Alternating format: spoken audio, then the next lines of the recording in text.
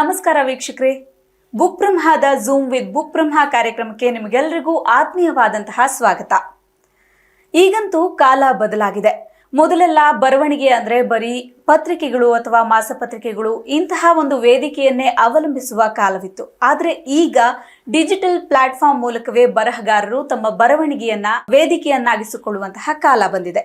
ಈ ಕಾರಣಕ್ಕಾಗಿಯೇ ಬರಹಗಾರರ ಸಂಖ್ಯೆಯು ಗಣನೀಯವಾಗಿ ಏರಿಕೆ ಕಾಣಲು ಸಾಧ್ಯವಾಗಿದೆ ಅಂತಾನೆ ಹೇಳ್ಬೋದು.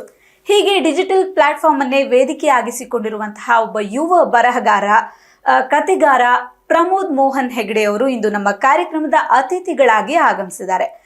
ಸರ್, ಕಾರ್ಯಕ್ರಮಕ್ಕೆ ಆತ್ಮೀಯವಾದಂತಹ ಸ್ವಾಗತ. ನಿಮಗೆ ಧನ್ಯವಾದ. ನಿಮಗೆ ನಿಮ್ಮ ಹೆಸರು ಒಂಥರ ವಿಶೇಷವಾಗಿದೆ. ಎಲ್ಲರೂ ಕೇಳ್ತಾರೆ, ಪ್ರಮೋದ್ ಮೋಹನ್ ಹೆಗಡೆ ಅನ್ನೋ ಹೆಸರು ಪದಚಿಹ್ನ ಅಂತ ಯಾವಾಗ ಹೊಸ ನಾಮಕರಣ ಆಯ್ತು ಅನ್ನೋದನ್ನ ಕೇಳ್ತಾ ಇರ್ತಾರೆ.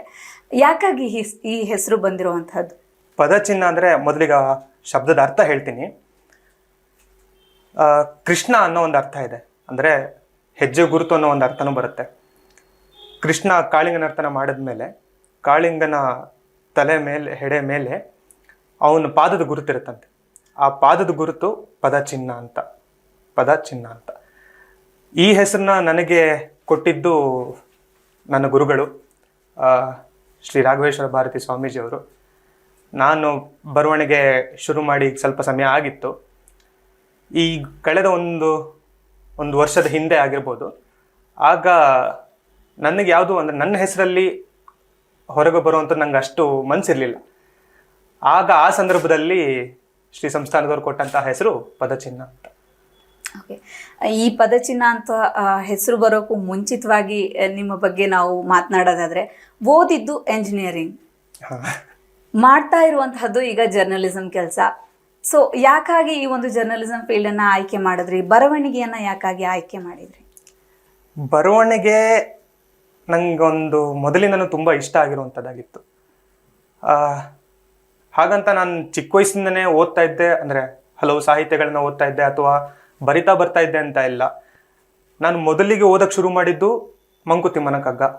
ಅದು ಕೂಡ ರಾಘವೇಶ್ವರ ಭಾರತಿ ಸ್ವಾಮೀಜಿಯವರು ನನ್ನ ಹುಟ್ಟುಹಬ್ಬಕ್ಕೆ ಅಂತ ಕೊಟ್ಟಂತಹ ಮೊದಲ ಪುಸ್ತಕ. ಹಾಗಾಗಿ ಅದನ್ನು ಓದಕ್ಕೆ ಶುರು ಮಾಡಿದ್ದು.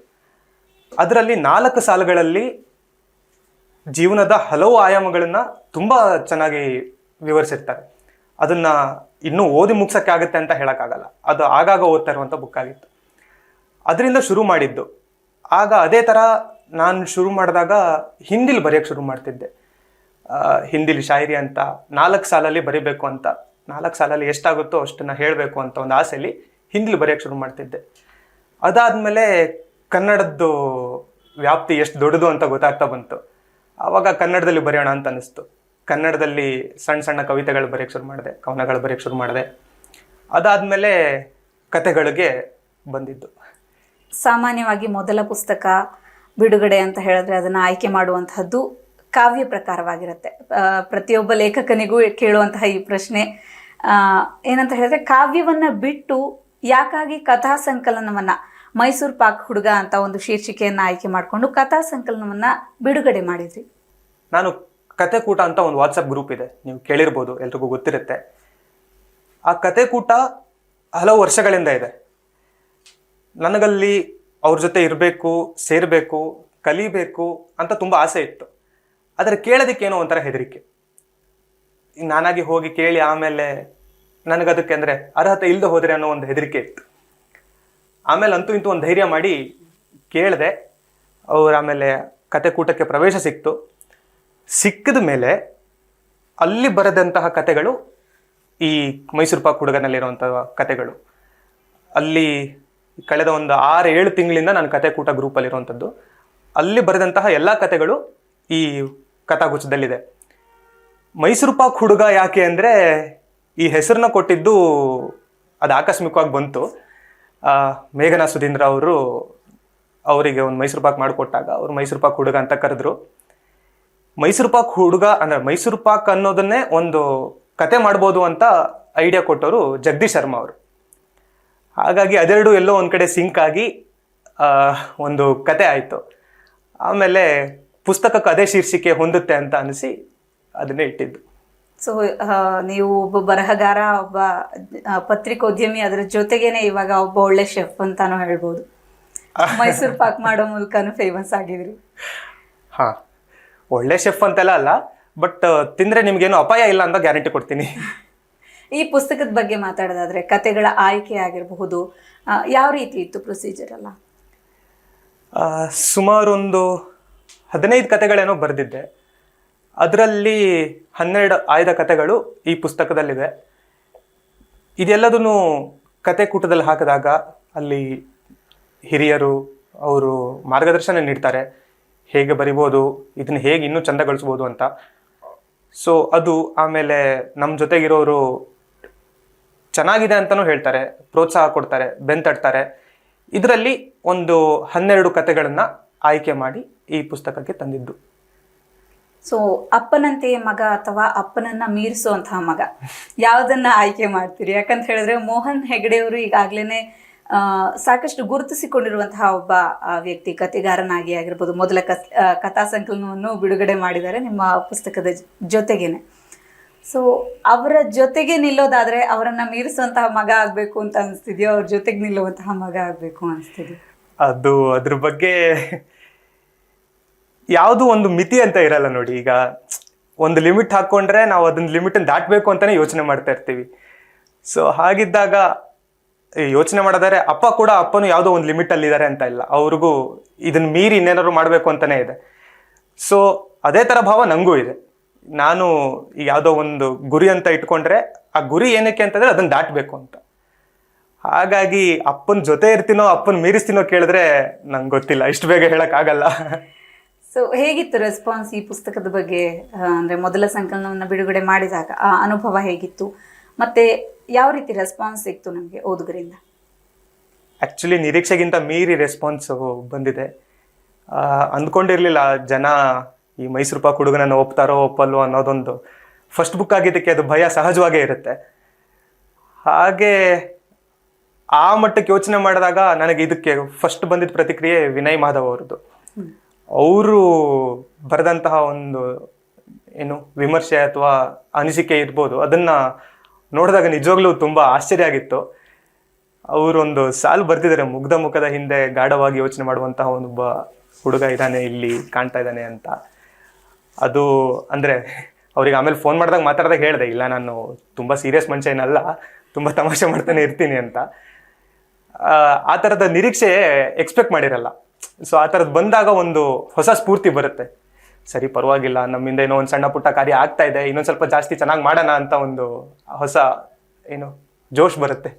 ಸೊ ಈ ಬಿಡುಗಡೆ ಬಗ್ಗೆ ನಾನು ಈಗಾಗಲೇ ಹೇಳಿದೆ, ರೀಸೆಂಟ್ಲಿ ನಿಮ್ಮ ಪುಸ್ತಕ ಬಿಡುಗಡೆ ಆಯಿತು. ಅಪ್ಪ ಹಾಗೂ ಮಗನ ಕಥಾ ಸಂಕಲನ, ಮೊದಲ ಕಥಾ ಸಂಕಲನ ಜೊತೆಗೇನೆ ಬಿಡುಗಡೆ ಆಯಿತು. ಸೊ ಆ ಅನುಭವ ಹೇಗಿತ್ತು? ಯಾಕಂತ ಹೇಳಿದ್ರೆ ತಂದೆಯ ಜೊತೆಗೇನೆ ಒಂದು ಸ್ಕ್ರೀನ್ ಶೇರ್ ಮಾಡೋದಾಗಿರ್ಬೋದು, ಅಥವಾ ಒಂದು ಅಂದರೆ ವೇದಿಕೆಯನ್ನ ಶೇರ್ ಮಾಡ್ಕೊಳ್ಳೋದು ಅಂತ ಹೇಳಿದ್ರೆ ಒಂಥರ ಗ್ರೇಟ್ ಎಕ್ಸ್ಪೀರಿಯನ್ಸ್. ನಿಮ್ಗೆ ಹೇಗಿತ್ತು ಆ ಅನುಭವ ಅಂತ? ತುಂಬ ಖುಷಿ ಆಯಿತು ಅಂತಂದ್ರೂ ಅದೊಂದು ಸ್ವಲ್ಪ ಕಮ್ಮಿ ಅಂತ ಅನ್ಸ್ಬಿಡುತ್ತೆ. ಇದಕ್ಕೆ ಇವರು ಸ್ನೇಹ ಬುಕ್ ಹೌಸ್ ಅವರು ಮೊದಲು ನಮ್ಮನ್ನು ಭೇಟಿ ಆದಾಗ, ಸರ್ ಮಾಡೋಣ, ಅಪ್ಪ ಮಗಂದು ಇಬ್ಬರದು ಒಂದೇ ಸ್ಟೇಜಲ್ಲಿ ಒಟ್ಟಿಗೆ ರಿಲೀಸ್ ಮಾಡೋಣ ಅಂತಂದರು. ಅಲ್ಲಿವರೆಗೂ ನಮಗೆ ಯೋಚನೆ ಕೂಡ ಇರಲಿಲ್ಲ, ಅಂದರೆ ಹೀಗೆ ಒಟ್ಟಿಗೆ ರಿಲೀಸ್ ಆಗುತ್ತೆ ಅನ್ನೋದು. ಅದಾದಮೇಲೆ ಕತೆ ಕೂಟದಲ್ಲಿ ಅಥವಾ ಇಲ್ಲ ಕಡೆ ನಾವು ಹೀಗೆ ಒಟ್ಟಿಗೆ ರಿಲೀಸ್ ಆಗ್ತಾ ಇದೆ ಅಂತ ಹೇಳಿದಾಗ ಆವಾಗ ತಿಳಿದಿದ್ದು, ಸಾಹಿತ್ಯ ಲೋಕದಲ್ಲಿ ತಂದೆ ಮಗ ಒಟ್ಟಿಗೆ ಬರೆದೋರಿದ್ದಾರೆ. ತಂದೆ ಕೂಡ ಬರವಣಿಗೆ ಮಾಡ್ತಿದ್ದವರು, ಮಗ ಕೂಡ ಬರವಣಿಗೆ ಮಾಡ್ತಿದ್ದವರು, ಇಬ್ಬರದು ಪುಸ್ತಕ ಬಂದಿರೋದೆಲ್ಲ ಇದೆ. ಆದರೆ ತಂದೆ ಮಗ ಇಬ್ಬರದು ಒಟ್ಟಿಗೆ ಒಂದೇ ಸ್ಟೇಜಲ್ಲಿ ಬಿಡುಗಡೆ ಆಗಿರುವಂತಹ ಒಂದು ಸನ್ನಿವೇಶ ತುಂಬ ಅಪರೂಪ. ಅದು ಸದ್ಯದವರೆಗೂ ಎಲ್ಲೂ ಕೇಳಿಲ್ಲ ಅಂತಲೇ ಹೇಳ್ಬೋದು ಅಂತ ಒಂದು ರೆಸ್ಪಾನ್ಸ್ ಬಂತು. ಅದರಲ್ಲೂ ಕಥಾ ಸಂಕಲನ, ಅದರಲ್ಲೂ ಮೊದಲ ಕಥಾ ಸಂಕಲನ ಇಬ್ಬರದು. ಸೊ ಈ ಥರದ್ದಾಗಿದ್ದು ವಿಶೇಷ ಅಂತ ತುಂಬ ಖುಷಿ ಆಗ್ತಿತ್ತು, ಹೆಮ್ಮೆ ಆಗ್ತಿತ್ತು. ಈ ಕಥಾ ಸಂಕಲನದಲ್ಲಿ ನಿಮ್ಮ ಮಾತುಗಳನ್ನು ಬರೆದಾಗ ಅದರಲ್ಲಿ ಹೇಳಿದ್ರಿ ನೀವು, ನಿಮ್ಮ ಸುತ್ತಮುತ್ತಲಿನ ಪರಿಸರ ನಿಮ್ಮ ಬರವಣಿಗೆಗೆ, ನಿಮ್ಮ ಕಥೆಗಳ ಒಂದು ಡೆವಲಪ್ಮೆಂಟ್ಗೆ ವೇದಿಕೆಯನ್ನು ಕಲ್ಪಿಸಿಕೊಟ್ಟಿತ್ತು ಅಂತ. ಸೊ ಅದು ಯಾವ ರೀತಿ ನಿಮ್ಮ ಕಥೆಯನ್ನು ಬರವಣಿಗೆಯನ್ನು ಆಯ್ಕೆ ಮಾಡುವಂಥದ್ದು ಯಾವ ರೀತಿ ಇರುತ್ತೆ? ಅದು ಯಾವ ರೀತಿ ಅಂತ ಒಂದು ನಿರ್ದಿಷ್ಟ ಒಂದು ಘಟನೆನೇ ನಮಗೆ ಬರವಣಿಗೆಗೆ ಸ್ಫೂರ್ತಿ ಮಾಡಬೇಕು ಅಥವಾ ಯಾವುದೋ ಒಂದು ನಮ್ಮ ಕಣ್ಣೆದುರಿಗೆ ಆಗಿರುವಂಥದ್ದು ಒಂದು ಸನ್ನಿವೇಶನೇ ನಮಗೆ ಬರವಣಿಗೆಗೆ ಸ್ಫೂರ್ತಿ ಮಾಡುತ್ತೆ ಅಂತ ಹೇಳೋದು ಕಷ್ಟ. ಸಹಜವಾಗಿ ನಾವು ರೋಡಲ್ಲಿ ನಡ್ಕೊಂಡು ಹೋಗ್ತಾ ಇರ್ಬೇಕಾದ್ರೆ ಮೆಟ್ರೋದಲ್ಲಿ ಅಕಸ್ಮಾತ್ ಆಗಿ ಸಿಕ್ಕುವಂತಹ ಯಾರೋ ಒಬ್ರು ಹಿರಿಯರಾಗಿರ್ಬೋದು, ಅವ್ರ ಜೊತೆ ಮಾತಾಡ್ತಾ ಇರ್ಬೇಕಾದ್ರೆ ಎಲ್ಲೋ ಒಂದು ಸಿಗುವಂಥ ಹೊಳ ಇರ್ಬೋದು. ಆಮೇಲೆ ನಮ್ಮ ಕ್ಲೋಸ್ ಫ್ರೆಂಡ್ಸ್ ಜೊತೆ ನಾವು ಮಾತಾಡ್ತಾ ಇರಬೇಕಾದ್ರೆ ನಡೆಯುವಂಥ ಒಂದಿಷ್ಟು ಕ್ಲಾಸ್ ರೂಮ್ಗಳಲ್ಲಿ ನಡೆಯುವಂಥದ್ದು ನಾವು ನೆನಪು ಮಾಡ್ಕೋತಾ ಇದ್ದಾಗ, ಅಥವಾ ಊರಿಗೆ ಹೋದಾಗ ಅಜ್ಜಿ ಹೇಳುವಂಥ ಒಂದಿಷ್ಟು ಕಥೆಗಳಿರ್ಬೋದು, ನಮ್ಮ ಊರಿನ ಬಗ್ಗೆ ಆಗಿರ್ಬೋದು, ಅಥವಾ ಅಜ್ಜಿ ಮಾಡ್ತಿದ್ದ ತಿಂಡಿಗಳ ಬಗ್ಗೆ ಆಗಿರ್ಬೋದು, ಅದನ್ನೆಲ್ಲ ನೋಡಿದಾಗ ಬರವಣಿಗೆ ಅದು ತಂದಾಗ ಅದೆಲ್ಲೋ ಒಂದು ಕಡೆ ನಾವು ಪದೇ ಪದೇ ಅದನ್ನು ನೆನಪು ಮಾಡ್ಕೊಳ್ಳೋದಕ್ಕೆ ಈಸಿ ಆಗುತ್ತೆ. ಈಗೆಲ್ಲೋ ಒಂದು ಕಡೆ ನಾವು ಕಾಲದ ಜೊತೆ ಹೋಗ್ತಾ ಹೋಗ್ತಾ ಅದನ್ನು ಮರ್ತೋಗೋ ಚಾನ್ಸಸ್ ಇರುತ್ತೆ. ಈಗೆಲ್ಲೋ ಒಂದು ಕಡೆ ನಾವು ಬರೆದಿಟ್ಟಾಗ ಅದು ಆಗಾಗ ನೆನಪು ಮಾಡ್ಕೊಂಡಾಗ ಇದು ಆ ಸನ್ನಿವೇಶ ನಮಗೆ ನೆನಪು ಮಾಡುತ್ತೆ. ಆ ಖುಷಿ ಬರವಣಿಗೆಗೆ ನಮಗೊಂದು ಸ್ವಲ್ಪ ಪೂರಕವಾಗಿರುತ್ತೆ.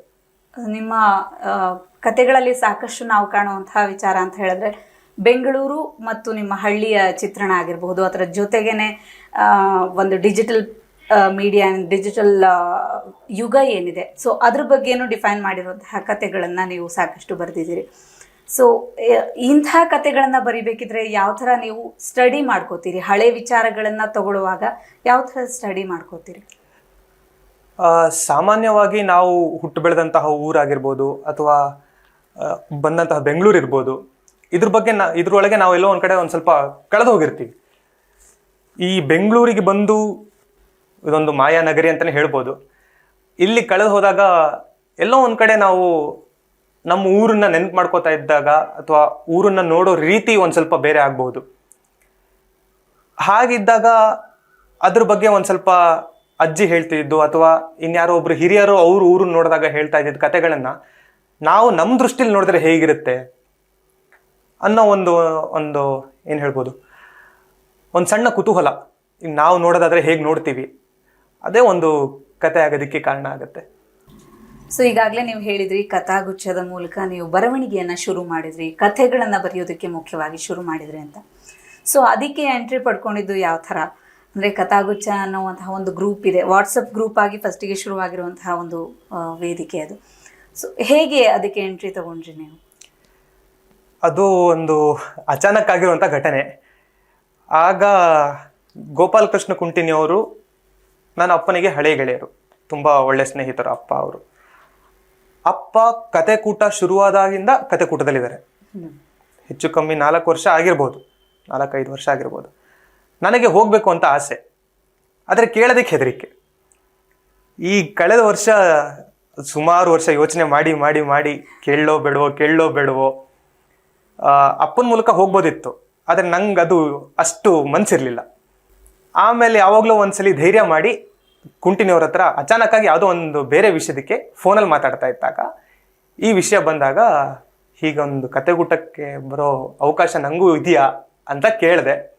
ಅವರು ಖಂಡಿತ ಇದೆ, ಬಾ ನೀನೊಂದು ಡೀಟೇಲ್ಸ್ ಕಳಿಸು ಅಂತೆಲ್ಲ ಹೇಳಿ ಆಮೇಲೆ ನನಗಲ್ಲಿ ಪ್ರವೇಶ ನೀಡಿದ್ರು. ಓಕೆ. ಸೊ ಅಲ್ಲಿಂದ ಬರವಣಿಗೆ ಶುರು ಮಾಡಿದ್ರಿ ನೀವು ಕತೆಗಳನ್ನು? ಇಲ್ಲ, ಆ್ಯಕ್ಚುಲಿ ಅದಕ್ಕಿಂತ ಮುಂಚೆ ಬರೀತಿದ್ದೆ, ಆದರೆ ಶಿಸ್ತು ಬಂದಿದ್ದು ಆಮೇಲೆ ಬರವಣಿಗೆಯಲ್ಲಿ. ಈಗ ನೀವು ಮಾಡ್ತಾ ಇರುವಂಥದ್ದು ಪತ್ರಿಕೋದ್ಯಮ ವೃತ್ತಿಯನ್ನು ಮಾಡ್ತಾ ಇದ್ರಿ. ಸೊ ಹೇಳಿದರೆ ನೀವು ಎಂಜಿನಿಯರಿಂಗ್ ಕಲಿತಿದ್ದಾದ್ರೂ ಇದ್ರ ಬಗ್ಗೆ ಆಸಕ್ತಿ ಬಂತು ಅಂತ. ಸೊ ಎಲ್ಲಿ ವರ್ಕ್ ಮಾಡಿದ್ರಿ ನೀವು ಪತ್ರಿಕೋದ್ಯಮ ವಿಭಾಗದಲ್ಲಿ? ಇದ್ರದ್ದೊಂದು ಸಣ್ಣ ಕತೆ ಇದೆ, ಹೇಳ್ಬಿಡ್ತೀನಿ. ನಾನು PU ಮುಗಿಸಿ ನನಗೆ ಡಿಫೆನ್ಸ್ಗೆ ಹೋಗ್ಬೇಕು ಅಂತ ತುಂಬ ಆಸೆ ಇತ್ತು. ಅದಕ್ಕಿಂತ ಅದಾದಮೇಲೆ ಮನೇಲಿ ಒಬ್ಬನೇ ಮಗ, ಆಮೇಲೆ ಮನೇಲಿ ಒಂದು ಸ್ವಲ್ಪ ಬೇಡ ಡಿಫೆನ್ಸು, ಅದೊಂದು ಭಯ ಇದೆಯಲ್ಲ, ಆರ್ಮಿ ಅಂದ ತಕ್ಷಣ ನೆಕ್ಸ್ಟು ಸ್ಟಾಪೇ ಸಾವು ಅಂತ, ಹಾಗೊಂದು ಭಯ ಇತ್ತು ಮನೇಲೂ. ಆಮೇಲೆ ಬೇಡ ಅಂತಂದರು, ಸರಿ ಅಂತಂದೆ. ನೆಕ್ಸ್ಟ್ ಆಪ್ಷನ್ ಇದ್ದಿದ್ದು ಟ್ರಾವೆಲ್ ಜರ್ನಲಿಸಮ್ಮು. ಸೊ ಅದಕ್ಕೆ ರಿಲೇಟೆಡ್ ಆದರೂ ಏನಾದ್ರು ಮಾಡ್ತೀನಿ ಅಂತ ಕೇಳಿದೆ.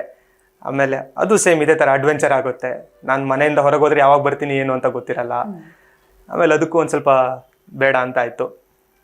ಆಮೇಲೆ ನನಗೆ ಯಾವುದೋ ಒಂದು ಮಾಮೂಲಿಯಾಗಿ ಇಂಜಿನಿಯರಿಂಗ್ ಮುಗಿಸಿ ಬೆಳಗ್ಗೆ 9 ಗಂಟೆಗೆ ಆಫೀಸಿಗೆ ಹೋಗಿ ಸಂಜೆ 5 ಗಂಟೆಗೆ ಮನೆಗೆ ಬಂದು ರಾತ್ರಿವರೆಗೂ ಒಂದು ಸ್ವಲ್ಪ ಸುಸ್ತಾಗಿ ಕಳೆದು ಮರುದಿನ ಮತ್ತೆ ಆಫೀಸಿಗೆ ಹೋಗೋದು, ಮಾಮೂಲಿ ರೂಟೀನ್ ಆಗೋದು ನಂಗೆ ಯಾವತ್ತೂ ಇಷ್ಟ ಇರಲಿಲ್ಲ. ನಂಗೆ ಏನಾದರೂ ಒಂದು ಡಿಫ್ರೆಂಟಾಗಿ ಮಾಡಲೇಬೇಕು, ಮತ್ತು ಅದನ್ನ ನಾನು ಮಾಡಿರೋಂಥ ಈ ಕೆಲಸದ ರಿಸಲ್ಟ್ ನನ್ನ ಕಣ್ಣಿಗೆ ಕಾಣಬೇಕು. ಅದು ಹಂಗಿದ್ದಾಗ ನಂಗೆ ಒಂದು ಸ್ವಲ್ಪ ಸಮಾಧಾನ ಆಗುತ್ತೆ. ಅದು ತಪ್ಪೋ ಸರಿನೋ ಗೊತ್ತಿಲ್ಲ, ಬಟ್ ನನಗೆ ಹಂಗಿದೆ. ಅಂದರೆ ಈಗ ಒಬ್ಬ ರೈತ ಅವ್ನು ಬೀಜ ಬಿತ್ತದ ಅಂತಂದರೆ ಅವನಿಗೆ ಗಿಡ ಬರೋದು ಅವನಿಗೆ ಕಾಣುತ್ತೆ, ಬೆಳೆ ಬರೋದು ಅವನಿಗೆ ಕಾಣುತ್ತೆ. ಹಾಗಾದಾಗ ಅವನಿಗೆ ಒಂದು ಸಮಾಧಾನ ಇರುತ್ತೆ, ನಾನು ಮಾಡಿದ್ದೇನೋ ಒಂದು ಫಸಲು ಕೊಡ್ತಾ ಇದೆ ನನಗೆ ಅಂತ. ಈ ಮಾಮೂಲಿ ಕೆಲಸಗಳಲ್ಲಿ ನನಗೆ ಆ ಥರದ್ದು ನಿರೀಕ್ಷೆ ಇರಲಿಲ್ಲ, ಅಂದರೆ ಆ ಥರದ್ದು ಇರುತ್ತೆ ಅನ್ನೋ ಒಂದು ನಿರೀಕ್ಷೆ ಇಲ್ಲ. ಹಾಗಾಗಿ ಏನಾದರೂ ಒಂದು ಹೊಸದಾಗಿ ಮಾಡಬೇಕು ಅಂತಲೇ ತುಂಬ ಆಸೆ ಇದ್ದಿದ್ದು. ಆಗ ಈ ಕೆಲವೊಂದು ಒದ್ದಾಟಗಳೆಲ್ಲ ಇರುತ್ತಲ್ಲ, ಈಗ ಮನಸ್ಸಲ್ಲಿ ನಡೆಯುವಂಥದ್ದು, ಈಗ ನಾವು ಮಾಡ್ತಿರೋದು ಸರಿನೋ ತಪ್ಪೋ, ಹೋಗ್ತಿರೋ ದಾರಿ ಸರಿನೋ ತಪ್ಪೋ, ಅದನ್ನು ಎಕ್ಸ್ಪ್ರೆಸ್ ಮಾಡೋದಕ್ಕೆ ಬರವಣಿಗೆ ಕಾರಣ ಆಗುತ್ತೆ. ನಾವು ಎಲ್ಲೋ ಒಂದು ಕಡೆ ಹೇಳಬೇಕು, ಏನೋ ಒಂದು ಮಾಡಬೇಕು ಅಂತ ಆದರೆ ಅದಕ್ಕೆ ಬರವಣಿಗೆ ತುಂಬ ಕಾರಣ ಆಗುತ್ತೆ. ಆಗ ಬರವಣಿಗೆ ನಾವು ಎಲ್ಲೆಲ್ಲಿ ಹೇಗೆ ತರ್ಬೋದು, ಹುಡುಕ್ಬೋದು ಅಂತ ಯೋಚನೆ ಮಾಡ್ತಾ ಹೋದಾಗ ಆಗ ಸಿಕ್ಕಿದ್ದು, ಇದು ಕೂಡ ಅಚಾನಕ್ಕಾಗಿ ಸಿಕ್ಕಿರುವಂಥದ್ದು. ಈಗ ಪತ್ರಿಕೋದ್ಯಮಕ್ಕೆ ಸೇರಿದ್ದೀನಿ. ಹಿರಿಯ ಪತ್ರಕರ್ತರು ಆಗಿರುವಂತಹ, ಅದ್ರ ಜೊತೆಗೆ ಲೇಖಕರು ಆಗಿರುವಂತಹ ಜೋಗಿ ಅವರಾಗಿರ್ಬೋದು, ಅದ್ರ ಜೊತೆ ಕುಂಟಿನಿ ಅವರು ಆಗಿರ್ಬೋದು, ಹೀಗೆ ಸಾಕಷ್ಟು ಹಿರಿಯ ಜನರೇಷನ್ ಜೊತೆಗೆ ನಿಮಗೆ ಒಡನಾಟದ ಒಂದು ಅನುಭವ ಸಿಕ್ಕಿದೆ. ಸೊ ಹೇಗಿತ್ತು ಅವ್ರ ಜೊತೆಗಿನ ಒಡನಾಟ?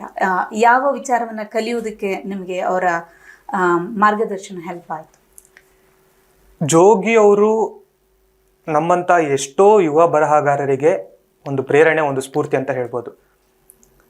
ಒಂದು ಸಣ್ಣ ಉದಾಹರಣೆ, ಅವ್ರು ಹೇಳಿರೋ ಮಾತುಗಳದ್ದು ಒಂದು ಆಯ್ಕೆ ಮಾಡಿ ಹೇಳೋದಾದರೆ, ಅವರು ವೃತ್ತಿಗೆ ಎಷ್ಟು ಸಮಯ ಮೀಸಲಿಡಬೇಕೋ ಅಷ್ಟಿಟ್ಟು ಅದ್ರ ಉಳಿದಂಥ ಭಾಗವನ್ನು ಅವ್ರ ಪ್ರವೃತ್ತಿಗಿಡ್ತಾರೆ. ಅವ್ರು ಇಷ್ಟಪಡುವಂತಹ ಕೆಲಸಕ್ಕೆ ಅದನ್ನು ಮೀಸಲಾಗಿಡ್ತಾರೆ. ಆ ಒಂದು ಟೈಮ್ ಮ್ಯಾನೇಜ್ಮೆಂಟ್ ಇದೆಯಲ್ಲ, ಅದು ಅವರಿಂದ ನಿಜವಾಗ್ಲೂ ಕಲಿಬೇಕಾಗಿರುವಂಥದ್ದು. ಈಗಲೂ ಕೂಡ ಜೋಗಿ ಅವರು ಅದು ಎಷ್ಟು ಕಥೆಗಳನ್ನು ಓದ್ತಾರೆ, ಎಷ್ಟು ಬರಹಗಾರರನ್ನ ಓದ್ತಾರೆ, ಅದೆಲ್ಲದ್ರ ಕುರಿತು ಅವ್ರಿಗೆ ಮಾರ್ಗದರ್ಶನ ನೀಡ್ತಾರೆ. ಹೇಗೆ ಬರಿಬೋದು, ಹೇಗೆ ಬರೆದ್ರೆ ಚೆನ್ನ, ಬೆಂತಟ್ಟಿ ಪ್ರೋತ್ಸಾಹ ನೀಡ್ತಾರೆ. ಈ ಎಲ್ಲ ಗುಣಗಳು ಜೋಗಿ ಅವರದ್ದು ತುಂಬ ವಿಶೇಷ. ಅವರು ಉಳಿದ ಹಿರಿಯ ಸಾಹಿತಿಗಳು ಅಥವಾ ಪತ್ರಕರ್ತರಿಂದ ಹೇಗೆ ವಿಭಿನ್ನರಾಗಿರ್ತಾರೆ ಅಂತಂದರೆ ಈ ಕಾರಣಕ್ಕೆ. ಅವ್ರು ಎಲ್ಲೂ ಇವನೊಬ್ಬ ಹೊಸಬ, ಇವನ ಮಾತನ್ನು ನಾವು ಕೇಳಬಾರ್ದು, ಅಥವಾ ಇವನು ಹೊಸಬ, ಇವನಿಗೇನು ಗೊತ್ತಿದೆ, ಇವನೇನು ಮಾತಾಡೋಕ್ಕೆ ಸಾಧ್ಯ ಅಂತ ಯಾವತ್ತೂ ಯಾರನ್ನು ನೋಡಲ್ಲ. ಈಗ ನಾನು ಫಸ್ಟ್ ಟೈಮ್ ಅವ್ರ ಜೊತೆ ಮಾತಾಡಬೇಕಾದ್ರೂ ಕೂಡ ನನ್ನ ಮಾತುಗಳಲ್ಲಿ ಅಥವಾ ನಾನು ಹೇಳುವಂಥ ವಿಷಯಗಳಲ್ಲಿ ಅವ್ರಿಗೆ ಏನು ಸಿಗುತ್ತೆ ಅಂತಲೇ ಹುಡುಕ್ತಾ ಇರ್ತಾರೆ. ಅಷ್ಟು ಆ ಒಂದು ಶ್ರೇಷ್ಠ ವ್ಯಕ್ತಿತ್ವ ಜೋಗಿ ಅವರದ್ದು. ಅದೇ ಥರ ಕುಂಟಿನಿ ಅವರದ್ದು ಕೂಡ. ಕುಂಟಿನಿ ಅವರು ಅವ್ರ ಪ್ರೀತಿ, ಅವ್ರ ಪ್ರೋತ್ಸಾಹ, ಅದನ್ನೆಲ್ಲ ಅಂದರೆ ಸಾಮಾನ್ಯವಾಗಿ ನಮಗೆಲ್ಲ ಸಿಕ್ಕಿದ್ರೆ ತುಂಬ ಖುಷಿ ಪಡ್ತೀವಿ. ನಾವು ಯಾರಾದರೂ ಒಬ್ರು ಹೀಗೆ ಬೆಂತಟ್ಟಿ ಪ್ರೋತ್ಸಾಹ ಮಾಡಲಿ ಅಂತ ಕಾಯ್ತಾ ಇರೋರು, ಈ ಥರದವ್ರು ಸಿಕ್ಕಿದಾಗ ನಿಜವಾಗ್ಲೂ ತುಂಬ ಖುಷಿ ಆಗುತ್ತೆ. ನಿಮ್ಮ ನೆಚ್ಚಿನ ಬರಹಗಾರ ಅಥವಾ ಕಥೆಗಾರನಾಗಿರಬಹುದು, ಮತ್ತು ನಿಮ್ಮ ನೆಚ್ಚಿನ ಲೇಖಕ ಯಾರು? ನೆಚ್ಚಿನ ಲೇಖಕ ಅಥವಾ ಬರಹಗಾರ ಅಂತ ಕೇಳಿದ್ರೆ ಅದು ಉತ್ತರ ಕೂಡ ತುಂಬ ಕಷ್ಟ ಆಗೋಗುತ್ತೆ. ಈಗ ಎಲ್ಲರೂ ಒಂದೇ ತಕಡಿಲಿ ಇಟ್ಟು ತೂಗಕ್ಕಾಗಲ್ಲ. ಒಬ್ಬೊಬ್ರದ್ದು ಒಂದೊಂದು ಶೈಲಿ ಇರುತ್ತೆ, ಒಬ್ಬೊಬ್ಬರು ಒಂದೊಂದು ಹೊಸ ಹೊಳಪನ್ನು ಕೊಡ್ತಾ ಇರ್ತಾರೆ. DVG ಅವರಿಂದ ಹಿಡಿದು ತೇಜಸ್ವಿ ಅವ್ರವರೆಗೂ ಎಲ್ಲರೂ ಒಂದು ವಿಶಿಷ್ಟ ರೀತಿಯಲ್ಲೇ ಬರವಣಿಗೆ ಮಾಡಿದ್ದಾರೆ. DVG ಅವರು ಬರೆದಿರುವಂತಹ ಮಂಕುತಿಮ್ಮನ ಕಗ್ಗ ಆಗಿರ್ಬೋದು ಅಥವಾ ಇತರ ಕೃತಿಗಳಾಗಿರ್ಬೋದು, ಹಾಗೆ BGL ಸ್ವಾಮಿಯವರು ಬರೆದಿದ್ದಾಗಿರ್ಬೋದು, ಅಥವಾ ಕುವೆಂಪು ಅವರು, ಕಾರಂತರು, ತೇಜಸ್ವಿ ಅವರು, ಅವರೆಲ್ಲರೂ ಬರವಣಿಗೆ ನೀವು ಯಾವ್ದು ಇಷ್ಟ ಅಂತ ಕೇಳಿದ್ರೆ ಅದರಲ್ಲಿ ನಿಜವಾಗ್ಲೂ ಉತ್ತರ ಕೊಡೋಕೆ ತುಂಬ ಕಷ್ಟ ಆಗುತ್ತೆ. ಎಲ್ಲರನ್ನೂ ಓದ್ತಾ ಹೋದರೆ ನಾವೇ ಹೊಸದಾಗಿ ತೆರೆದುಕೊಳ್ತಾ ಹೋಗ್ತೀವಿ. ಹಾಗಾಗಿ ನೆಚ್ಚಿನ ಲೇಖಕ, ನೆಚ್ಚಿನ ಬರಹಗಾರ, ನೆಚ್ಚಿನ ಕೃತಿ ಕೇಳಿದ್ರೆ ಹೇಳೋದು ತುಂಬ ಕಷ್ಟ. ಸಾಹಿತ್ಯದ ಯಾವ ಪ್ರಕಾರ ನಮಗೆ ತುಂಬ ಆಪ್ತವಾಗಿರುತ್ತೆ? ಅಂದರೆ ಇವಾಗ ಕಥೆಯನ್ನು ಬರೆಯುವಂಥದ್ದು, ಅಂದರೆ ನಿಮ್ಮ ಒಂದು ಫೀಲಿಂಗ್ಸನ್ನು ಎಕ್ಸ್ಪ್ರೆಸ್ ಮಾಡೋದಕ್ಕೆ ಯಾವುದು ಉತ್ತಮ ವೇದಿಕೆ ಅಂತ ಅನಿಸುತ್ತೆ?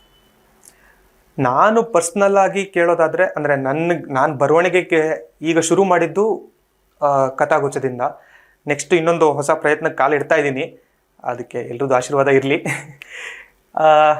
ಅದ್ರ ಜೊತೆಗೆ ಕಾದಂಬರಿ ಕೂಡ ಒಂದು ಊರಿನ ಬಗ್ಗೆ ಅಥವಾ ಒಂದು ಘಟನೆ ಬಗ್ಗೆ ಒಂದು ವಿಸ್ತಾರವಾದಂತಹ ಒಂದು ನೋಟ ಕೊಡೋದಕ್ಕೆ ಕಾದಂಬರಿ ತುಂಬ ಉಪಯೋಗ ಆಗಿರುತ್ತೆ.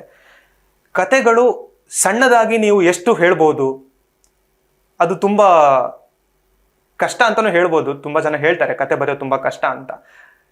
ಅದಕ್ಕೆ ಮಿತಿಗಳಿರುತ್ತೆ. ಪದಗಳ ಮಿತಿ ಆಗಿರ್ಬೋದು, ಅಥವಾ ಪುಟಗಳ ಮಿತಿ ಆಗಿರ್ಬೋದು, ಅಥವಾ ನೀವು ಭಾವನೆಗಳನ್ನು ಮತ್ತು ಇದನ್ನು ಅದಕ್ಕೆ ಮಿತಿಗಳಿರುತ್ತೆ.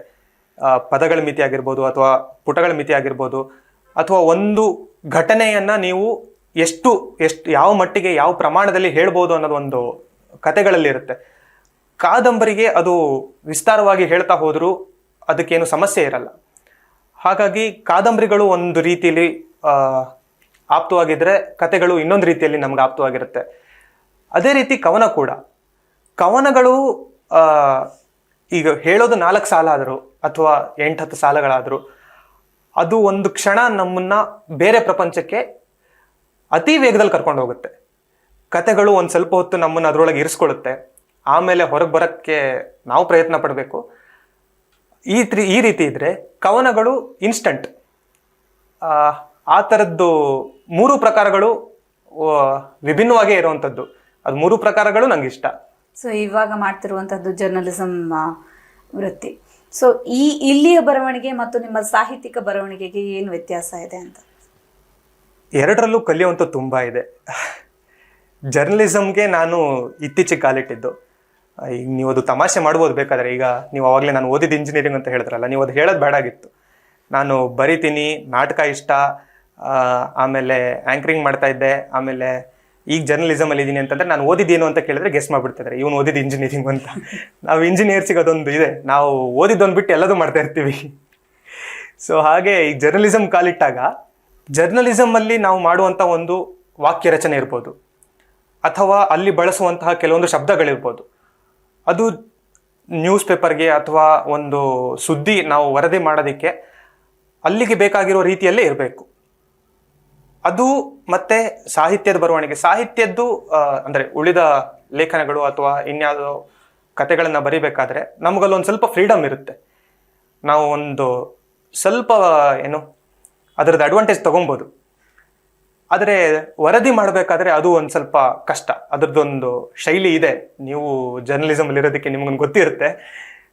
ಅದರದ್ದೊಂದು ಶೈಲಿ ಇದೆ, ಅದನ್ನು ಫಾರ್ಮ್ಯಾಟ್ ಇರುತ್ತೆ, ಅದನ್ನು ರೂಢಿಸ್ಕೊಳ್ಬೇಕು. ನಾನು 2 ಪ್ರಕಾರಕ್ಕೂ ಹೊಸಬ. ಸೊ ಹಾಗಾಗಿ ಎರಡರಲ್ಲೂ ಕಲಿತಾ ಇದ್ದೀನಿ. ಇನ್ನು ಎಷ್ಟು ದೂರ ಹೋಗ್ಬೋದು ಗೊತ್ತಿಲ್ಲ, ನೋಡಬೇಕು. ನಿಮ್ಮ ಬರವಣಿಗೆಯ ಅಥವಾ ನಿಮ್ಮ ಕಥೆಯ ಮೊದಲ ವಿಮರ್ಶಕ ಯಾರು? ಗಣೇಶ್ ಅಂತ ನನ್ನ ಫ್ರೆಂಡು. ನಾನು ಬರೆದಂತಹ ಎಲ್ಲ ಕತೆಗಳು ಮೊದಲು ಓದೋದು ಅವನು. ಅವನು ಸಾಮಾನ್ಯವಾಗಿ ಚೆನ್ನಾಗಿದೆ ಅಂತಲೇ ಹೇಳ್ತಾನೆ, ಆದರೆ ಚೆನ್ನಾಗಿದೆ ಅಂತ ಹೇಳಿ ನೆಕ್ಸ್ಟು ಇದನ್ನು ಈ ರೀತಿ ಮಾಡ್ಬೋದು, ಈ ಒಂದು ಘಟನೆನ ನೀನು ಈ ಥರ ಹೇಳಿದರೆ ಹೇಗಿರುತ್ತೆ ಅಂತ ನನಗೆ ಪ್ರಶ್ನೆ ಕೇಳ್ತಾನೆ. ಸೊ ಹಾಗಾಗಿ ಅವನು ಮೊದಲ ವಿಮರ್ಶಕ. ಅಪ್ಪನಿಗೆ ನಿಮ್ಮ ಬರವಣಿಗೆಯನ್ನು ತೋರಿಸಿದಾಗ ಯಾವ ರೀತಿ ಇರುತ್ತೆ? ಇದೊಂದು ನೀವು ನಂಬ್ತಿರೋ ಬಿಡ್ತಿರುವೋ, ಕತೆಗಳ ಪುಸ್ತಕ ಬರೋವರೆಗೂ ನಮ್ಮಪ್ಪನ ಕತೆಗಳನ್ನ ಪೂರ್ತಿಯಾಗಿ ನಾನು ಓದಿಲ್ಲ, ನನ್ನ ಕತೆಗಳನ್ನ ಪೂರ್ತಿಯಾಗಿ ನಮ್ಮಪ್ಪ ಓದಿಲ್ಲ. ನಮ್ಮಿಬ್ಬರು ಕತೆಗಳನ್ನ ನಮ್ಮಮ್ಮ ಓದಿದ್ದಾರೆ, ಹಾಗಾಗಿ ನಾವಿಬ್ರು ಬಚಾವು. ಅಂದರೆ ಕತೆ ಕೂಟಕ್ಕೆ ಸೇರಿ ನಾನು ಮೊದಲ ಕತೆ ಹಾಕೋವರೆಗೂ ನಮ್ಮಪ್ಪ ಅಲ್ಲಿವರೆಗೂ ನನ್ನ ಯಾವುದೇ ಕತೆಗಳನ್ನ ಓದಿಲ್ಲ. ಅಂದರೆ ಓದಬಾರ್ದು ಅಂತ ಅಲ್ಲ, ಆದರೆ ಅದು ಓದೋದಕ್ಕೆ ಅವಕಾಶ ಆಗಿಲ್ಲೋ ಅಥವಾ ನಂದೊಂದಿತ್ತು. ನಾನು ಆ್ಯಕ್ಚುಲಿ ಯಾರಿಗೂ ತೋರಿಸಿ ಅಥವಾ ಯಾರಿಗೂ ಕಳಿಸಿ ಆ ಥರ ಮಾಡ್ತಿರ್ಲಿಲ್ಲ. ಬರಿತಿದ್ದೆ ಇಡ್ತಿದ್ದೆ. ಕತೆ ಕೂಟಕ್ಕೆ ಬಂದಮೇಲೆ ಆ ರೀತಿ ಓಪನ್ ಆಗಿ ನಾನು ಏನೇ ಬರೆದ್ರು ಅದನ್ನು ಬೇರೆಯವ್ರಿಗೆ ಹೇಳ್ಬೋದು, ಬೇರೆಯವ್ರಿಗೆ ತೋರಿಸ್ಬೋದು. ಹೆಚ್ಚು ಅಂದರೆ ಏನು, ನನಗೆ ತಿದ್ಕೊಳ್ಳೋದಕ್ಕೆ ಇನ್ನೊಂದು ಅವಕಾಶ ಇರುತ್ತೆ. ಆ ಭಾವನೆ ಬಂದ ಮೇಲೆ ನಾನು ಮುಕ್ತವಾಗಿ ಕತೆಗಳನ್ನ ಅಲ್ಲಿ ಹಾಕಕ್ಕೆ ಶುರು ಮಾಡಿದ್ದು. ಅಲ್ಲಿವರೆಗೆ ಕತೆಗಳನ್ನು ನಮ್ಮಪ್ಪ ಕೂಡ ಓದಿಲ್ಲ. ಆಮೇಲೆ ಅಪ್ಪ ಬರೆದಿದ್ದ ಕತೆಗಳು ಕೂಡ ನಾನು ಓದಿರಲಿಲ್ಲ. ಅಪ್ಪ ಅಮ್ಮಂಗೆ ಕಳಿಸ್ತಾ ಇದ್ರು, ನಾನು ಅಮ್ಮಂಗೆ ಕಳಿಸ್ತಾ ಇದ್ದೆ. ಅದು ಅಲ್ಲಿ ಒಂದೊಂದ್ಸಲಿ ಎಕ್ಸ್ಚೇಂಜ್ ಆಗ್ತಾಯಿತ್ತು, ಒಂದೊಂದ್ಸಲಿ ಆಗ್ತಿರ್ಲಿಲ್ಲ. ಸೊ ಯುವ ಬರಹಗಾರರಿಗೆ, ಯುವ ಲೇಖಕರಿಗೆ ಇಂದಿರುವಂತಹ ಸವಾಲುಗಳು ಏನೇನು? ನಾವು ಒಂದು ತಪ್ಪು ಕಲ್ಪನೆಯಲ್ಲಿ ಇದ್ಬಿಡ್ತೀವಿ. ನಾವು ಬರೆದಿರೋದು ಸರಿ, ಅಥವಾ ನಾವು ಬರೆದಿರೋದು ಯಾರೋ ಒಬ್ಬರು ಏನೋ ಒಂದು ನೆಗೆಟಿವ್ ಆಗಿ ಹೇಳಿದ್ರೆ, ನೆಗೆಟಿವ್ ಅಂದರೆ ಸರಿ ಇಲ್ಲ ಅನ್ನೋದಷ್ಟೇ ಅಲ್ಲ, ನೀವು ತಿದ್ಕೊಳ್ಳೋ ಅವಕಾಶ ಇರುವಂಥ ಒಂದು ಮಾತುಗಳನ್ನು ಹೇಳಿದ್ರು ನಾವು ಅದನ್ನು ಕೆಲವೊಂದು ಸಲ ಸ್ವೀಕರಿಸೋ ಮನೋಭಾವದಲ್ಲಿ ಇರಲ್ಲ. ಅದು ನಮ್ಮಲ್ಲಿರುವಂಥ ಸಮಸ್ಯೆ. ಅಂದರೆ ಸವಾಲುಗಳು ಹೊರಗಡೆಯಿಂದ ಬರುವಂಥದ್ದಲ್ಲ. ಈಗ ಅದು ಯಾವುದೇ ಕಷ್ಟಗಳಾಗಲಿ ಅಥವಾ ಇನ್ಯಾವುದೋ ಸವಾಲುಗಳಾಗಲಿ, ಅದು ನಮಗೆ ನಾವೇ ತಂದ್ಕೊಳ್ಳುವಂಥದ್ದು. ಈಗ ಅದನ್ನು ನಾವು ಅಂದರೆ ಯಾರೋ ಒಬ್ಬರು ಹೇಳಿರೋ ಮಾತನ್ನು ಸ್ವೀಕರಿಸೋ ಮನೋಭಾವದಲ್ಲಿರಬೇಕು. ಅವರು ನಾವು ಬರೆದಿರುವಂಥ ಬರವಣಿಗೆ ಕೆಲವೊಬ್ರು ಇರ್ತಾರೆ, ಅಂದರೆ ಕೆಲವೊಂದು ಕಡೆ ಯೋಚನೆ ಮಾಡ್ತಾ ಇರ್ತೀವಿ ನಾವು, ನಾನು ಬರೆದಿರೋದೆಲ್ಲೂ ಪ್ರಕಟ ಆಗ್ತಾ ಇಲ್ಲ, ಯಾಕೆ ಪ್ರಕಟ ಆಗ್ತಾ ಇಲ್ಲ, ಮೋಸ್ಟ್ಲಿ ಅವರೇ ಸೆಲೆಕ್ಟ್ ಮಾಡ್ತಾ ಇಲ್ಲ ಅನ್ಸುತ್ತೆ, ನಾನು ಚೆನ್ನಾಗೇ ಬರೆದಿದ್ದೀನಲ್ಲ, ಅಂದರೆ ಅದೊಂದು ಏನು ಪೂರ್ವಭಾವದಲ್ಲಿ ಇದ್ಬಿಡ್ತೀವಿ ನಾವು. ಸೊ ಅಂಥ ಸವಾಲುಗಳನ್ನು ನಾವು ಮೀರಬೇಕಾಗತ್ತೆ. ಈಗ Facebook, WhatsApp, Instagram, Twitter, social ಮೀಡಿಯಾಗಳಿರೋದ್ರಿಂದ ನಾವು ಆರಾಮಾಗಿ ನಾವು ಮನಸ್ಸಿಗೆ ಬಂದಿದ್ದನ್ನು ಬರೆದು ಹಾಕ್ಬೋದು, ಅದು ದೊಡ್ಡ ವಿಷಯ ಆಗಲ್ಲ. ಆದರೆ ಅದಕ್ಕೆ ಬರುವಂತಹ ವಿಮರ್ಶೆಗಳನ್ನು ನಾವು ಹೇಗೆ ಸ್ವೀಕರಿಸ್ತೀವಿ ಅನ್ನೋದು ನಮಗಿರುವಂಥ ಸವಾಲು. ಸೊ ಬರವಣಿಗೆಯ ಜೊತೆಗೆ ನೀವು ಒಂದು NGO ಅನ್ನ ಕಟ್ಕೊಂಡ್ರಿ, ಪರಹಿತಂ ಫೌಂಡೇಶನ್ ಅಂತ. ಯಾಕಾಗಿ ಈ ಒಂದು NGO ಅನ್ನ ಹುಟ್ಟು ಹಾಕಬೇಕು ಅಂತ ಅನ್ಸಿತ್ತು? ನಾನು ಆಗಲೇ ಹೇಳಿದೆ, ಅಂದರೆ ನನಗೆ ಯಾವುದೋ ಒಂದು 9 to 5 ಒಂದು ಜಾಬ್ ಮಾಡಿ ಅಥವಾ ವೀಕೆಂಡಲ್ಲಿ ನನ್ನ ಕಥೆಯಲ್ಲೂ ಒಂದು ಕಡೆ ಬಂದಿದೆ, ವೀಕೆಂಡಲ್ಲಿ ಅಮೆಝಾನ್ ಪ್ರೈಮು, ನೆಟ್ಫ್ಲಿಕ್ಸ್ ನೋಡ್ಕೊಂಡು ಕೂತ್ಕೊಳ್ಳೋಂಥದ್ದು ಮನಸ್ಸಿರಲಿಲ್ಲ. ಏನಾದ್ರು ಒಂದು ಹೊಸದಾಗಿ ಮಾಡಲೇಬೇಕು, ಏನಾದ್ರು ಒಂದು ನಾವು ಮಾಡೋ ಕೆಲಸದ ಪರಿಣಾಮ ನಮ್ಗೆ ಕಾಣಬೇಕು ಅನ್ನೋದೊಂದಿತ್ತು. ಸೊ ಅದಕ್ಕೆ ಹುಟ್ಟಿ ಹಾಕಿದ್ದು ಪರಹಿತಂ ಫೌಂಡೇಶನ್. ಸಮಾಜಕ್ಕೆ ಏನಾದ್ರು ಮಾಡಬೇಕು, ಸಮಾಜಕ್ಕೆ ಏನಾದ್ರು ನೀಡಬೇಕು ಅನ್ನೋದೊಂದಿತ್ತು. ಇದಕ್ಕೆ ಪರಹಿತಂ ಅನ್ನೋ ಹೆಸರು ಕೊಟ್ಟಿದ್ದು ಶ್ರೀ ಸಂಸ್ಥಾನದವರೇ. ಇದಕ್ಕೆ ಮುಖ್ಯ ಕಾರಣ ನಾನು, ಅಂದರೆ ನನ್ನ ಜೊತೆಗೆ ಇನ್ನೊಬ್ರು ಸಂತೋಷ್ ಹೆಗಡೆ ಅಂತ ಇದ್ದಾರೆ. ಸೊ ಅವರು ಶ್ರೀ ಸಂಸ್ಥಾನದವ್ರ ಕಾರ್ಯದರ್ಶಿ. ಸೊ ಅವರು, ನಾನು ಮತ್ತು ನಮ್ಮದೊಂದು ಗೆಳೆಯರ ಬಳಗ ಇದೆ. ನಾವೆಲ್ಲ ಇಷ್ಟು ಜನ ಏನಾದ್ರು NGO ಶುರು ಮಾಡೋಣ, ಒಂದಿಷ್ಟು ಕೆಲಸಗಳು ಮಾಡಬೇಕು ಅಂತ ಪ್ಲ್ಯಾನ್ ಹಾಕಿ ಪರಹಿತಂ ಫೌಂಡೇಶನ್ನ ಶುರು ಮಾಡಿದ್ದು. ಈಗ ಪ್ರತಿ ಭಾನುವಾರ ಪರಹಿತಂ ಫೌಂಡೇಶನ್ ಮೂಲಕ ಅನಾಥಾಶ್ರಮಕ್ಕೆ ಹೋಗಿ ಅಲ್ಲಿ ಸ್ಕಿಲ್ ಡೆವಲಪ್ಮೆಂಟ್ ಅಂತ ಒಂದಿಷ್ಟು ಇವೆಂಟ್ಗಳನ್ನ ಮಾಡ್ತೀವಿ. ಆಮೇಲೆ ಅದ್ರ ಜೊತೆಗೆ ಹಸ್ದಿರೋರಿಗೆ ಊಟ ನೀಡುವಂಥದ್ದು. ಊಟ ಅಂದರೆ ನಾವು ಹೋಟ್ಲಿಂದ ತೊಗೊಂಡೋಗಿ ಕೊಡಲ್ಲ, ನಾವು ಮನೇಲಿ ಮಾಡ್ತೀವಿ, ಇಲ್ಲ ನಮಗೆ ಗೊತ್ತಿರೋ ಹತ್ರ ಮಾಡಿಸಿ ನಾವು ಅಲ್ಲಿಂದ ತೊಗೊಂಡೋಗಿ ಅವರಿಗೆ ನೀಡುವಂಥದ್ದು. ನಮ್ಮ ವಾಲಂಟಿಯರ್ಸ್ ಅವ್ರದ್ದು ಎಲ್ಲರದ್ದು ಜನ್ಮದಿನ ದಿನ ನಾವೊಂದು 10 ಜನಕ್ಕಾದರೂ ಊಟ ಸಪ್ಲೈ ಮಾಡಬೇಕು ಅಂತ ಒಂದು ಕನಸಿಟ್ಕೊಂಡು ನಾವು ಅದನ್ನು ಮಾಡ್ತಾ ಇದ್ದೀವಿ. ಇವಾಗ ಪ್ರತಿ ಭಾನುವಾರ ಪರಹಿತಂ ಫೌಂಡೇಶನ್ದು ಒಂದಾದರೂ ಇವೆಂಟ್ ಇದ್ದೇ ಇರುತ್ತೆ. ಸೊ ಮುಂದೆ ಯಾವ ಪ್ರಕಾರದ ಪುಸ್ತಕ ನಿಮ್ಮಿಂದ ಎಕ್ಸ್ಪೆಕ್ಟ್ ಮಾಡ್ಬೋದು ಓದುಗರು ಅಂತ? ಪದಚಿಹ್ನ ಈ ಒಂದು ಪ್ರಕಾರದಲ್ಲಿ ಬರೀಬಹುದು ಅಂತ ಎಕ್ಸ್ಪೆಕ್ಟ್ ಮಾಡೋದಾದ್ರೆ ಯಾವ ಪ್ರಕಾರವನ್ನ ಆಯ್ಕೆ ಮಾಡ್ಕೋತೀರಿ? ನನಗೆ ಅದು ಯಾವುದಕ್ಕೂ ನಾನು ಈ ಥರನೇ ಬರೀಬೇಕು ಅಥವಾ ಈ ಪ್ರಕಾರದಲ್ಲೇ ಮುಂದುವರಿಬೇಕು ಅನ್ನೋ ಯಾವುದೇ ಒಂದು ನಿರ್ದಿಷ್ಟ ಕಲ್ಪನೆ, ಅಂದರೆ ಒಂದು ನಿರ್ಧಾರ ಇಲ್ಲ, ಆ ಥರದ್ದು ಮಾಡಿಲ್ಲ. ಹೆಚ್ಚು ಅಂದರೆ ಈ ಕತೆಗಳಲ್ಲಿ ಕೂಡ ನಿಮಗೆ ಕಾಣ್ಬೋದು ಎಲ್ಲೋ ಒಂದು ಕಡೆ ನನ್ನದೊಂದು ಝಲಕ್ ಅಥವಾ ಇದು ಇವನು ಗುಣ ಅಂತ ಒಂದು ಕಾಣ್ಬೋದು. ಅದು ಸಹಜವಾಗೇ ಈಗ ಅದರಲ್ಲಿ ಬಂದಿರುವಂಥದ್ದು. ಆದರೆ ಪ್ರತಿ ಸಲಿನೂ ಏನು ಅಂತಂದರೆ, ಈಗ ಇದನ್ನು ಮಾಡಿದೆ ಅಂತಂದರೆ ನೆಕ್ಸ್ಟ್ ಇದನ್ನು ಮೀರಿ ಏನಾದ್ರು ಮಾಡಬೇಕು ಅನ್ನೋದೇ ನನ್ನ ಆಸೆ. ಓಕೆ, ಕಡೆಯ ಪ್ರಶ್ನೆ, ಹೇಗೆ ಇಷ್ಟೊಂದು ಓದುವಿಕೆಗೆ ಆಗಿರಬಹುದು ಅಥವಾ ಬರವಣಿಗೆಗೆ ಟೈಮ್ ಮ್ಯಾನೇಜ್ ಮಾಡ್ತೀರಿ ಅಂತ? ಯಾಕಂತ ಹೇಳಿದ್ರೆ ಇರುವಂತಹದ್ದು ಜರ್ನಲಿಸಮ್ ವೃತ್ತಿಯಲ್ಲಿ ಸಾಕಷ್ಟು, ಅಂದರೆ ಶಿಫ್ಟ್ ವೈಸ್ ಆಗಿರ್ಬೋದು, ಸಾಕಷ್ಟು ಹೆಕ್ಟಿಕ್ ಆಗಿರುವಂತಹ ಒಂದು ವೃತ್ತಿ ಅದು. ಸೊ ಹೇಗೆ ಬ್ಯಾಲೆನ್ಸ್ ಮಾಡ್ತೀರಿ ಟೈಮ್? ಹೇಗೆ, ಅದು ಕೆಲವೊಂದು ಅನಿವಾರ್ಯ, ನಾವು ಮಾಡಲೇಬೇಕು. ನಾವು ಅದನ್ನು ಬಿಟ್ಟರೆ ಅದು ನಮ್ಮಿಂದ ತಪ್ಪಾಗುತ್ತೆ. ಸೊ ಹಾಗಾಗಿ ಕೆಲವೊಂದಕ್ಕೆ ನಾವು ಸಮಯ ನೀಡಲೇಬೇಕು. ಈಗ ಅದು ಊಟ ತಿಂಡಿ ನಿದ್ರೆ ಮಾಡುವಷ್ಟೇ ಸಹಜವಾಗಿರುವಂಥದ್ದು. ಈಗ ಉದಾಹರಣೆಗೆ ನಾವು ಗಾಡೀಲಿ ಓಡಾಡೋದಾದರೆ ಒಂದು ಸ್ವಲ್ಪ ಕಷ್ಟ ಆಗೋಗುತ್ತೆ. ಈಗ ಒಂದು 3/4 ಗಂಟೆ ಟೈಮ್ ಸಿಕ್ತು ಅಂತಂದರೆ 3/4 ಗಂಟೆ ಟ್ರಾಫಿಕಲ್ಲೇ ಆಗೋಗುತ್ತೆ. ಸೊ ಹಾಗಿದ್ದಾಗ ಕೆಲವೊಂದು ಟೈಮಲ್ಲಿ ಕಷ್ಟ ಆಗೋಗುತ್ತೆ. ಆದರೆ ನಾವು ಎಲ್ಲರೂ ಮನಸ್ಸು ಮಾಡಿದ್ರೆ, ಅಂದರೆ ನಾವು ಇದಿಷ್ಟು ಕೆಲಸ ಮುಗಿಸ್ಬೇಕು ಅಂತ ಒಂದು ನಿರ್ಧಾರ ಮಾಡಿಟ್ರೆ ಅಟ್ಲೀಸ್ಟ್ ಅದ್ರದ್ದೊಂದು 90% ಆದರೂ ನಾವು ಮುಗಿಸೋದಕ್ಕೆ ಖಂಡಿತ ಸಾಧ್ಯ ಇದೆ. ಈಗ ಉದಾಹರಣೆಗೆ ನಾವು ಇವತ್ತು ನಿಮ್ಮ ವಿಡಿಯೋ ಶೂಟಿಗೆ ಬರಬೇಕಾದ್ರೆ ಯೋಚನೆ ಮಾಡಿದೆ, ನಮ್ಮ ಮನೆಯಿಂದ ಇಲ್ಲಿಗೆ ಬರೋದಕ್ಕೆ ಒಂದು 40 ನಿಮಿಷ 3/4 ಗಂಟೆ ಬೇಕು. ಇಲ್ಲಿಂದ ಮತ್ತೆ ಆಫೀಸಿಗೆ ಹೋಗಿ ಮತ್ತೆ 3/4 ಗಂಟೆ ಬೇಕು. ಆ 1.5 ಗಂಟೆ ನಾನು ಗಾಡೀಲಿ ಬಂದರೆ ಹೋಗಿ ಬಂದಿದ್ದ ಟೈಮ್ ಒಂದು ವೇಸ್ಟು, ಮತ್ತೆ ಎಕ್ಸ್ಟ್ರಾ ನಾನು ಸುಸ್ತು ನನಗೆ ಈ ಟ್ರಾಫಿಕಲ್ಲಿ ಬೈಕ್ ಹೊಡೆದಾಗಲ್ಲ. ಸೊ ಅದಕ್ಕೆ ಒಂದು ಕೆಲಸ ಮಾಡಿ ಆಟೋದಲ್ಲಿ ಬರೋಣ, ಈ ಒಂದು ಟೈಮ್ ನಂಗೆ ಸಿಗುತ್ತೆ ಅಂತ ಹೇಳಿ ಈಗ ವಿಕಾಸ್ ನೆಗಲೋಣಿಯವರು ಒಂದು ಬುಕ್ ಓದ್ತಾ ಇದ್ದೆ. So thank you so much. ಇಷ್ಟು ಹೊತ್ತು ನಿಮ್ಮ ಒಂದು ಟೈಮನ್ನು ನಮಗಾಗಿ ಮೀಸಲಿಟ್ಟಿದ್ದಕ್ಕಾಗಿ ಹಾಗೂ ನಿಮ್ಮ ಅನುಭವಗಳನ್ನು ಮೈಸೂರು ಪಾಕ್ ಹುಡುಗನಾಗಿ ನಮ್ಮ ಜೊತೆ ಶೇರ್ ಮಾಡಿದ್ದಕ್ಕಾಗಿ ಧನ್ಯವಾದಗಳು. ಧನ್ಯವಾದ ಬುಕ್ ಬ್ರಹ್ಮ ತಂಡಕ್ಕೆ ಹಾಗೂ ನಿಮಗೆ. ಎಲ್ರಿಗೂ ನಮಸ್ಕಾರ. ಇತ್ತೀಚೆಗೆ ನನ್ನದೊಂದು ಪುಸ್ತಕ ಬಿಡುಗಡೆ ಆಗಿದೆ. ಹೆಸರು ಮೈಸೂರು ಪಾಕ್ ಹುಡುಗ ಅಂತ. ಇದರಲ್ಲಿ ಒಟ್ಟು 12 ಕಥೆಗಳಿವೆ. ಇದು ನಾನು ಕಂಡಂತಹ ನನ್ನ ಬಾಲ್ಯದ ಊರಾಗಿರ್ಬೋದು ಅಥವಾ ಬೆಳೆದಂತಹ ನಗರ ಆಗಿರ್ಬೋದು, ಇದ್ರ ಸುತ್ತು ನಡೆಯುವಂತಹ ಒಂದಿಷ್ಟು ಘಟನೆಗಳು ಅಥವಾ ನಾನು ಕಂಡಂತಹ ವಿಶೇಷ ಪಾತ್ರಗಳು ಕಥೆಯಾಗಿ ಇಲ್ಲಿ ಮೂಡಿದೆ. ಇದರದ ಒಂದು ಭಾಗ ಆಗಿ ರೇಡಿಯೋ ಎಂಬ ಕಥೆ ಈಗ ನಿಮ್ಮ ಮುಂದೆ ಪ್ರಸ್ತುತಪಡಿಸ್ತಾ ಇದ್ದೀನಿ. ರಾತ್ರಿ ಬಂದು ಸುಸ್ತಾಗಿ ಮಲಗಿದ್ದೆ. ಬೆಳಗ್ಗೆ ಏಳುವಷ್ಟರಲ್ಲಿ 24 missed calls, 128 ಮೆಸೇಜ್ಗಳು.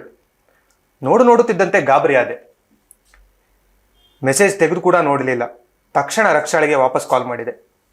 Number not reachable. ಏನಾಗಿರಬಹುದು ಎಂಬ ಯೋಚನೆ. ಏನಾದರೂ ಅನಾಹುತ ಆಗಿರ್ಬೋದಾ? ಆಕ್ಸಿಡೆಂಟ್?